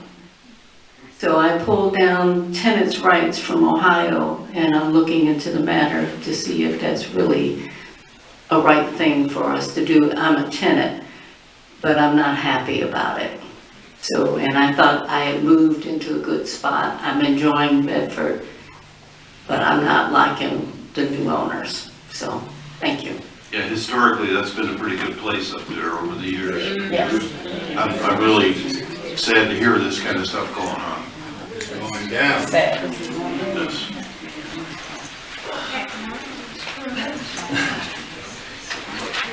Rick Bacco from South Circle, 57-year resident, Bedford. Yeah, for those who don't know, I drove the senior van for 33 years and I retired. And I just want to tell you what that service was about a little bit, because I don't know if you ever know, but 33 years when I worked there, I came to work. Every day, I had other duties, mind you, but every day that I came to work, I picked up somebody. That van service was, used every day that I worked. And I don't know if you guys know, but it becomes personable. You got older people, they don't want something that says senior van, whatever, transportation or whatever it is. They want something with Bedford on it. And it becomes personable. Who knows who they're gonna get? That's my concern. My mom's might be using that. Pray tell nothing happens to me, because my wife would have to use it. And that's my concern as a resident. Who knows? I might use it one day. And I'm not gonna use that thing, because I know what it's about. I drove people to dialysis every other day. And when we were off on Mondays, I know people told me, "Oh man, we gotta use RTA, we gotta use this, you know, they stood me up. And have you seen those vans? Have you really looked at those vans? You know, we got nice vans. And what's gonna happen with those?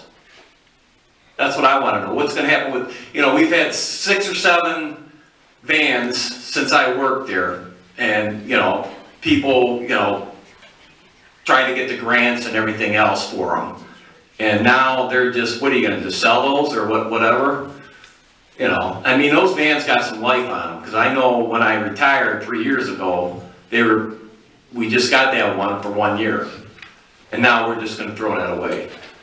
So, I hope you guys know what you're doing. I'm very upset at this whole thing. And it's not, you know, I'm more upset at being a resident of Bedford.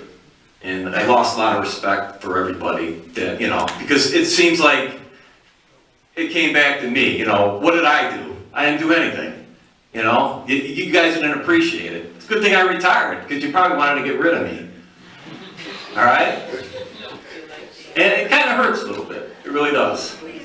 I know I had Paul's husband one time, and Don's parents. You know, I drove a lot of people in that van.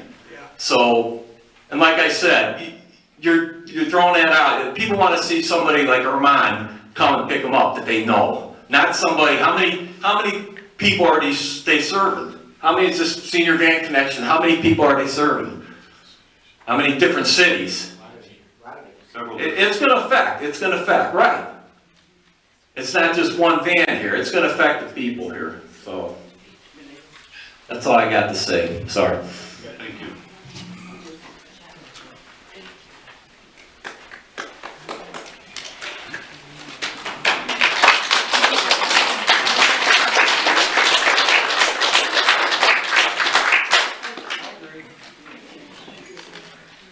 Anyone else?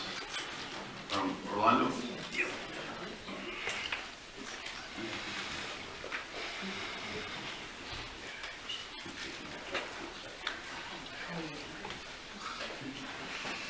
Evening, Orlando Rosario, 257 Deborah Lane. Paul, I'm glad you're back.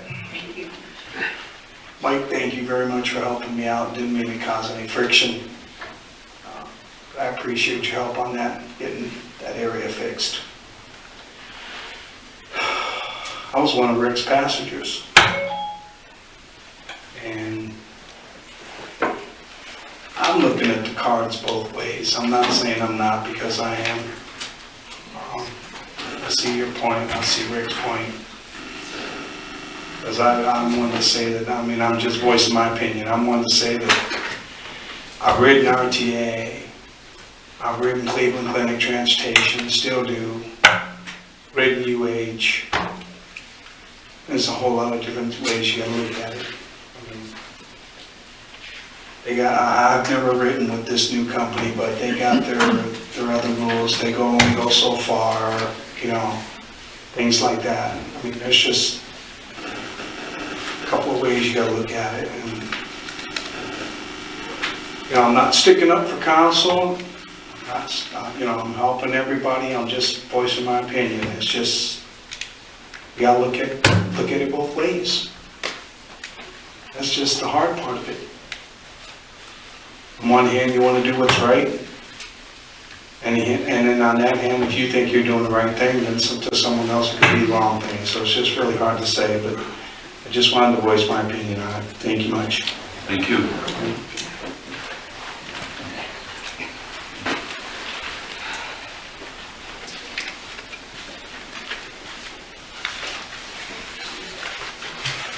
Hello, I'm Sabrina Sanford, 594 Cork Hill Road, Colony Club. Well, I catch the paratransit, and it's $3 to go, because I go to Ahuja Hospital for some of my appointments. It's $3 to go there, and it's $3 to come back, which is a lot of money. And I appreciate the senior van, because I go to UH to a lot of my appointments. And I appreciate all the drivers and I really have no complaints at all. And I hope that we keep the van and the service. And I have another question. I want to know, what are they going to do about the Sunoco on Lee South and Turney? It went in front of planning commission and then council ultimately approved it. They're gonna be reopening it as a gas station. It won't be a service center. Now you can take your car there to get worked on. It's not gonna be a service center. They're gonna, it's gonna be a store. The little, you can go in, you can get drinks, things like that, and then a gas station again. Oh, okay. All right, thank you. And I'm sorry, it will remain a Sunoco, for what it's worth. Kathy Williams, 491 Lamson. I would like to thank the police department because Wednesday at 2 in the morning, parties on Lamson decided to throw M80s out their windows, and the police, when I called, which I know that people keep on saying, I hate to call the police, but nothing gets done unless you call dispatch. Now, after they threw the M80s out the windows, the police officer pulled up within 4 minutes and just lit the house up like it was daylight, which was wonderful because they all hit the floor. And we haven't heard anything since. So thank them for me. Second question I have is this transit bus thing. So the man is going to lose his job, but it's a possibility that in 90 days, either or contract could be dissolved, or in 6 months, we can say, nah, this isn't a good fit, which means you're going to have to rehire somebody. Will he get his job back? Wouldn't it be easier if you just put him somewhere in Parks and Recreation, put him in the service department, put him as an inspector? God knows, we need more inspectors. Somewhere, find him a place. Because if this, and from hearing, doesn't sound like it's, you know, rainbows and unicorns, if this falls apart, at least he can, you don't have to train somebody and he's still with the city and the man will not lose a job. It's hard. And I just feel that the city is compassionate enough to find a hole for him somewhere. Okay? Thank you.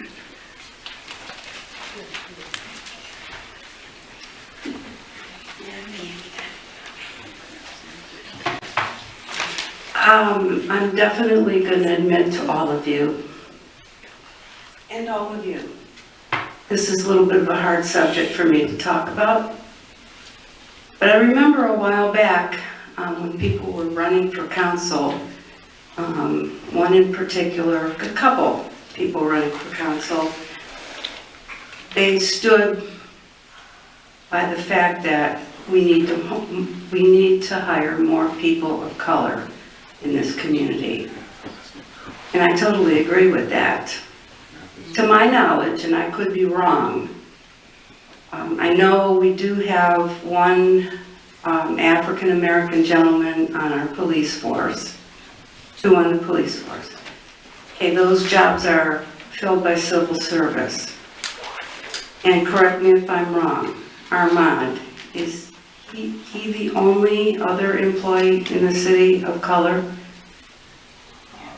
As far as full-time? As far as full-time? I mean, I'm not talking about your part-time kids that come in the city during the summer. Yeah. But I mean full-time, either that are working in City Hall, the rec department, service department. Is he the only black man?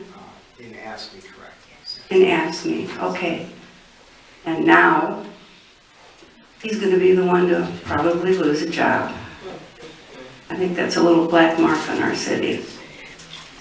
I really do.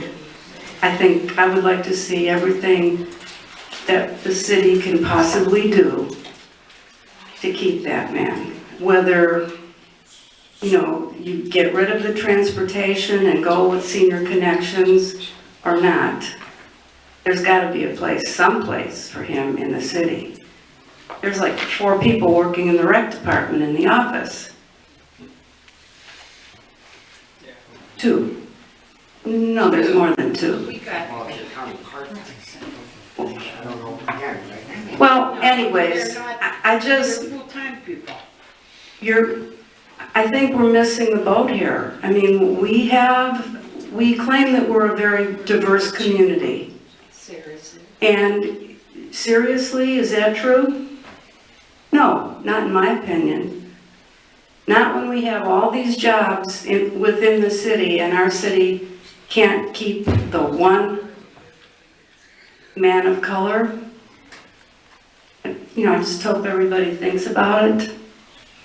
Well, we have thought long and hard. We didn't just decide one day, oh, let's just do this Skid Row.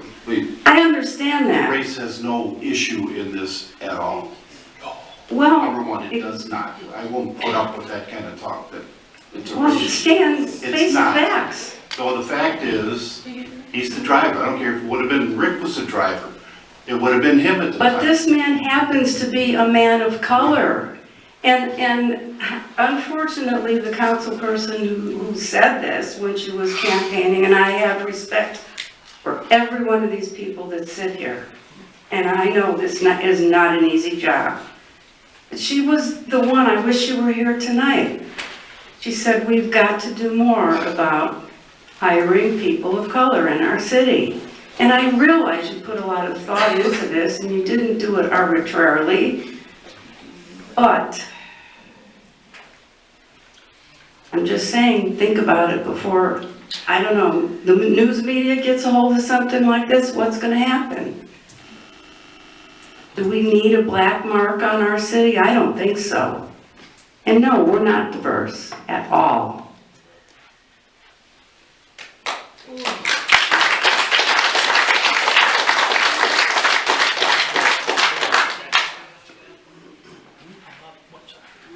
Good evening, Jay Watson, 40 Berwyn. I was not considering coming to the meeting tonight, but I'm happy I'm here. There's been some things that surprised me happily. Her opinion about whether or not we're diverse, I'm with you on that. We got a ways to go. We're not a bad city, but we got a ways to go. And there's a lot of people that I feel in city administration that just don't get it. They refuse to get it. It's like, hey, this is how we've been doing it, we're gonna keep on doing it. And pardon me, Mayor, I don't think anyone was accused you of being racist. I don't think you should have said, hey, we're not racist, but it makes me wonder, if you gotta come back and hit her with that, something's wrong here. She's just making a fact, and it's a fact. We got some problems here in Bedford. We got a problem in that our school system is failing, and no one wants to address it. You're not gonna get banks or companies to move to Bedford if you don't have a good school system.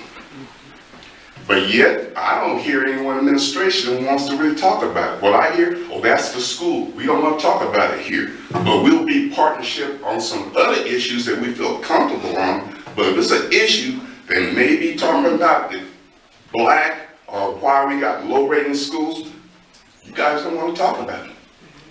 No, I'm sorry. It ain't happening, because I tell you what, it would be better. If it was really being done, it would be better. But the same things over and over again. This gentleman back here talking about his community going down. I applaud him. But you know what? That's no new news. That's not new news. That's old news. I mean, this community had a Sam's Club, had a Walmart, had a Target, had a whole bunch of wonderful stores that a lot of communities would have been begging for. We can't keep them. And we won't face the fact is why we can't keep them. But we'll put in some of these little other stores over here, some other stores over here, and then we're going to come up to you and say, you know what? It ain't the good business. You're going to be coming with the same old answer this woman said about, hey, the swimming pool or the rent. We can't control that. I'm gonna be honest, I'm fed up with the council saying it's just out of our control. I don't see the council trying to get the quality people in here. We're losing quality citizens. The people who are moving in this community are, yes, a lot of black minorities. A lot of them want to be renters, which means they don't feel ownership or stake in this community. Yes, we got a lot of kids doing stuff. I mean, you walk out of Bedford High School and you follow that trail, you're going to find all kinds of stuff all over the road. I mean, you had a policeman there when the schools let out. You'll see who's dropping all that crap in people's yards. It wouldn't be easy. I live on Berwyn. They zip through my neighborhood. I mean, they forget about that stop sign. There used to be a traffic light at Berkshire. Yeah, there used to be a traffic light there at Berkshire. They move them. And I used to see police officers. I don't see them. This is a community that is aging. You're not bringing in a whole lot of young people. It is aging. There's no way to get around it. The data proves it. It is an aging community. And I don't see this community doing what should be the best for the community. It's just like business as usual. And that woman should not have to come up here and talk about, hey, we need to be more diversified with people of color. I said it many times. And I get this solidarity, well, we know we've got this application, we have this program. You know what, if you're progressive, you go the extra step to show that you are progressive versus keep doing the same thing over and over again. And it's not working, folks. It's not working. Particularly, like I said, I feel for this man back here saying, listen, I'm a homeowner. I've got a whole bunch of things going on that it seems like it's taking my home value down. And I didn't hear anything out of the council at this point saying, oh, we're going to get on that because we can't tolerate that. It's just like, thank you for coming up here. Tell me about your concerns. You're going to have to fend for yourself. This city is not going to give you resources to fend for yourself. They'll be back again with the same kind of concerns. Thank you for listening.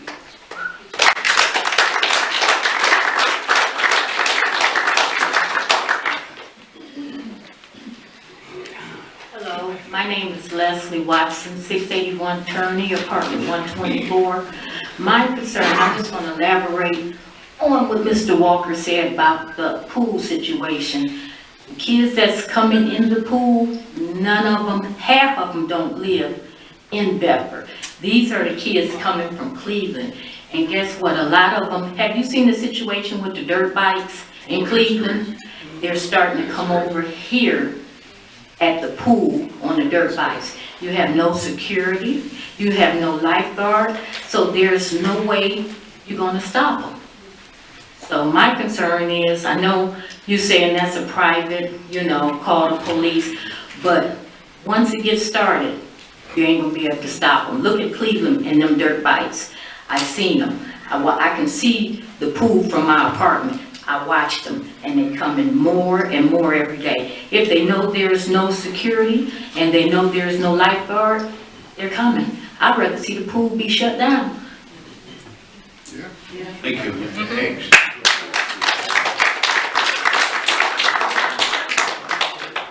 But it says that first we've heard those concerns and about the new company taking over. And that's terrible that they're going to do that. Mr. Watson, you leaving? I didn't know there was anything else you said.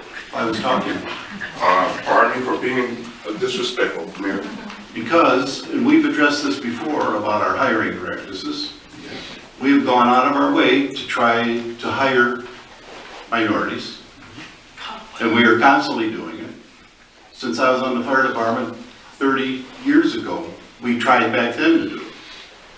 We went to, back then we could only advertise at the Call and Post, that was the paper for the minority. We advertised there, we personally went there, and in my years there, we had one minority applicant. We tried. We go to schools. We go to the colleges. The police department visits colleges trying to recruit people to come and take them. I've gone to the hospital where I've known the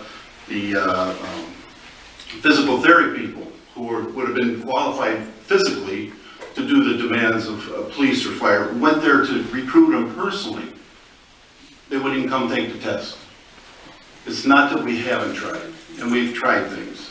As far as the apartment, this is just appalling that they would take and lower the quality to go down to an 18-year-old there. First, we heard of it tonight, so don't blame us for not helping this gentleman, because we just heard about it. That was talk not his only concern, though. I know, I've heard that, and about the pool, we've heard that before. And now we just find out that you've been terminated as security there. That's concerning for us. And we are concerned about that. And we are trying to be more diversified. One of the problems, I don't want to say a problem, people get a job with the city, they're here for a long time. We're not going to fire people just so we can hire minorities.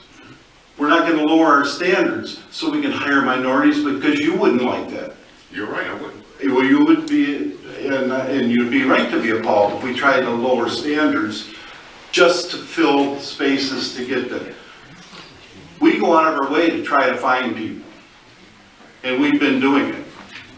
And the issue with the driver, I like Armand, and that was been a consideration of this talks from the very beginning on what to do.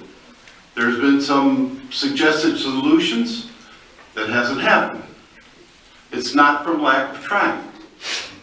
And I think this council is about as colorblind as you can get, because we don't care who we are. We're gonna, number one, enforce our laws one way that whoever does them, that's who does them. We're gonna enforce that. We're gonna go out and look for people to fill these more minorities, more women. We just want to get the best people for our citizens. And we're not going to compromise on that. And I think the quality of our fire department you've seen here tonight, to do the accomplishment they did, is amazing. And it's done because our civil service board has done a good job of getting us excellent candidates that we could hire, interview and hire. We've tried that. Mike and I have worked with Tri-C to try to establish a program for minorities and basically anyway on how to take civil service tests. Not to give them the test, that would be wrong. But how to take, what to expect when you get there. We were setting that up with Tri-C, with Frank Jackson's brother was the head of the program. He left the college and it fell apart. We've been trying that. We're gotta find somebody else that'll step up and help us out. We've been doing this stuff. We are doing this and we want to do this stuff. And when we get qualified people, we hire them. And that's what we're gonna continue to do.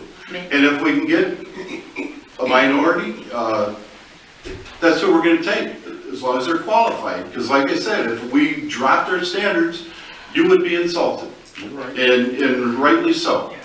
Because we want what's best, and I can tell you all our workers are the best we got, and they all do a great job. Mayor? Real quick on civil service. I will say the quality of the minorities and overall are getting better and better. That's why you're seeing that come through on police, because of the quality of the people, their experience, what they've done, and they're top-notch people. So you're going to see more and more of that. But it took time, and it took this time to get people educated to the levels where they can be hired. And they're doing very well. And overall, you're seeing a very, very good qualified group out there in the last few years. So we took our time. We made great decisions on the hiring process the department did, and kudos to them. And you're going to see more and more of that probably as we go forward with any other hirings when they come open. Right now, there aren't any other positions open. Well, one that's open right now. That's it. I mean, the city does not change over. Our court system does have a lot of minorities, and I will add that. There's quite a few in there, which is great. They're qualified. They're doing a great job, and that's how it should be. And that's ready position. And one of the problems with the hiring minorities is us looking for quality. We're also fighting with Sherwin-Williams, with IBM, with all the national companies that are looking for these same qualified individuals for their jobs. And unfortunately, as you've seen over the years, the applicants for these police and fire jobs have kept going down. One of the reasons is these phones. You go out there to do something, and you got a phone in your face when you're doing your job. How many of you would want to have somebody sitting next to you while you're doing your job, photographing every little thing you spelled that word wrong? How many would want to do that? So people, these jobs aren't as attractive anymore as they were. The benefits are great, and we are out there trying to do this. All the time we're trying, and when we can, we do. The last 2 hires in the police department were minorities. Great guys, and they were hired because they were good, qualified candidates. The same as the 2 white guys that we hired, that were good, qualified candidates. And we're gonna keep hiring good, qualified candidates. Paula? Okay, this is not, hiring of any person is, like, it's a best qualified to do the job. That is not my issue right now. My issue is my Colony Club people. We were aware, and I did make our city manager aware, and Mel knows it too, that when the gas station went down, the former owner of it was actually leasing it from the Sunoco people in Atlanta, Georgia. Brought that to the city manager's address, to his desk as soon as I found out. The lady that ran it just couldn't run that gas station anymore. She just was not a manager. So therefore, the company that was leasing to her put it up. They closed her up, and now they're starting to make another station. So we will have a gas station, which is good because we need something in our area. As far as the pool goes and the rules from this new company that bought over Colony Clubs, yes, I'm not pushing it off on somebody else. I am working with Mel and a couple other nice people. All the people are nice that I dealt with at Colony Club, not in their office, to do the right thing for their renters. The kids that have the privilege of using that pool, got the bikes there, they're inviting their own friends up there because you know why? Like you say, nobody cares about that. If the management doesn't care about that, then like you said, shut them down. If it takes the city to go down there and tell them that, because we've had all your interests addressed tonight, we're gonna try to work it out to do the right thing for our good citizens that do put their money in as a taxpayer to our city, whether you own your townhouse or you're renting there. Everybody's gotta be treated fairly, and we're gonna hope to do it. Yes, Shirley? I'm sorry, one more thing. Before the new owners took over, we didn't have dogs there. Now we have dogs, and there is a pit bull on that premises. Well, the only way we can take care of that pit bull is if he was to bite somebody, and that's where you have to get involved by calling 911, not 911, but calling our non-emergency line and getting that addressed right at that instant. Okay.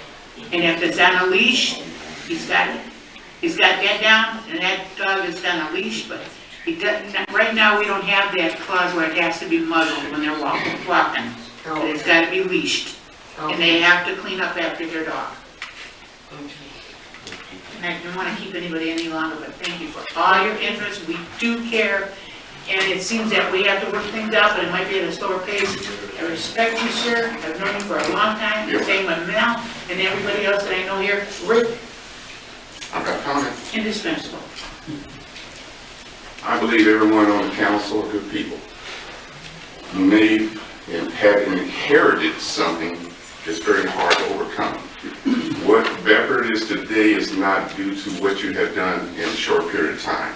Bedford has a long history of some of these problems. First of all, okay, so let me clarify here.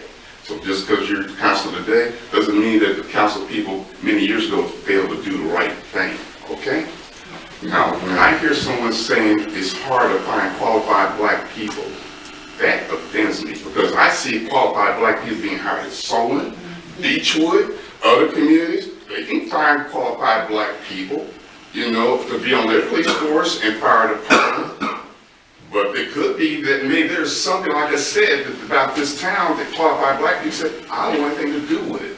It is not the town I want to represent. And when you're talking about a cell phone, I'm happy they got cell phones. But I haven't seen too many in my culture being abused by police officers or the wrong people. If it wasn't for that cell phone to prove that they actually are doing something wrong, no one would believe it. You would have gone to a council meeting and said, listen, I was abused. And you said, well, my police officer said you didn't abuse. Well, I got a cell phone that says you're abused. So yeah, you know what? Have that cell phone. It's there because there has been proof that people weren't doing their job.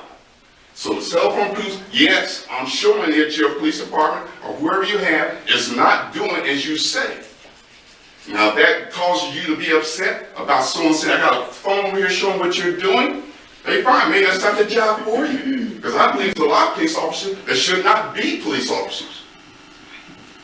And the thing is, maybe they should be more effort to get rid of them. But you find a lot of these guys who are found to do wrong, they still got their jobs.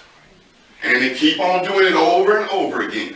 Then when you go to a council or to a mayor, you say, well, you're going to do something about it. You know what? That's when I walk out the door. I say, you know what? It's business as usual. We haven't had that issue. But you have issues.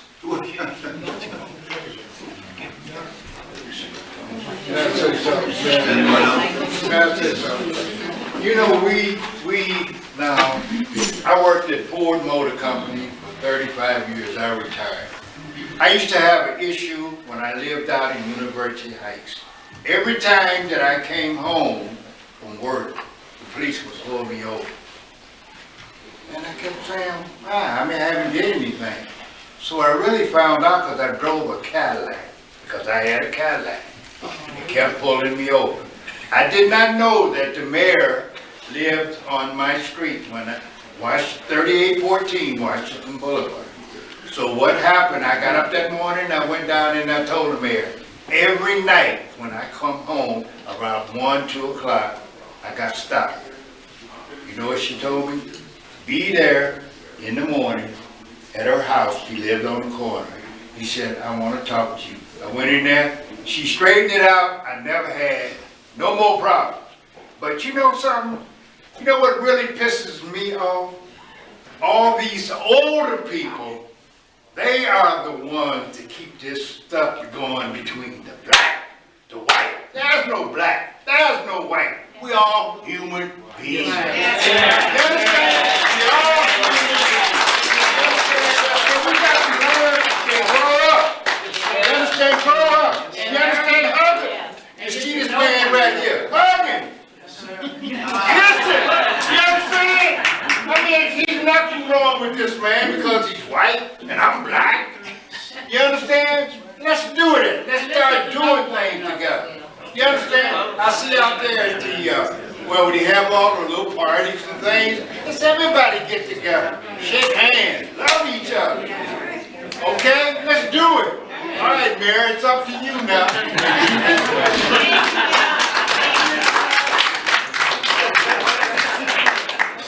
And that's why we need security at that I hope I can get it back. Anyone else? Since we got kind of an open forum. Motion for adjournment. Spinks, second by Fluharty. Call the roll, please. Spinks? Yes. Cochi? Yes. Mizek? Mizek? Yes.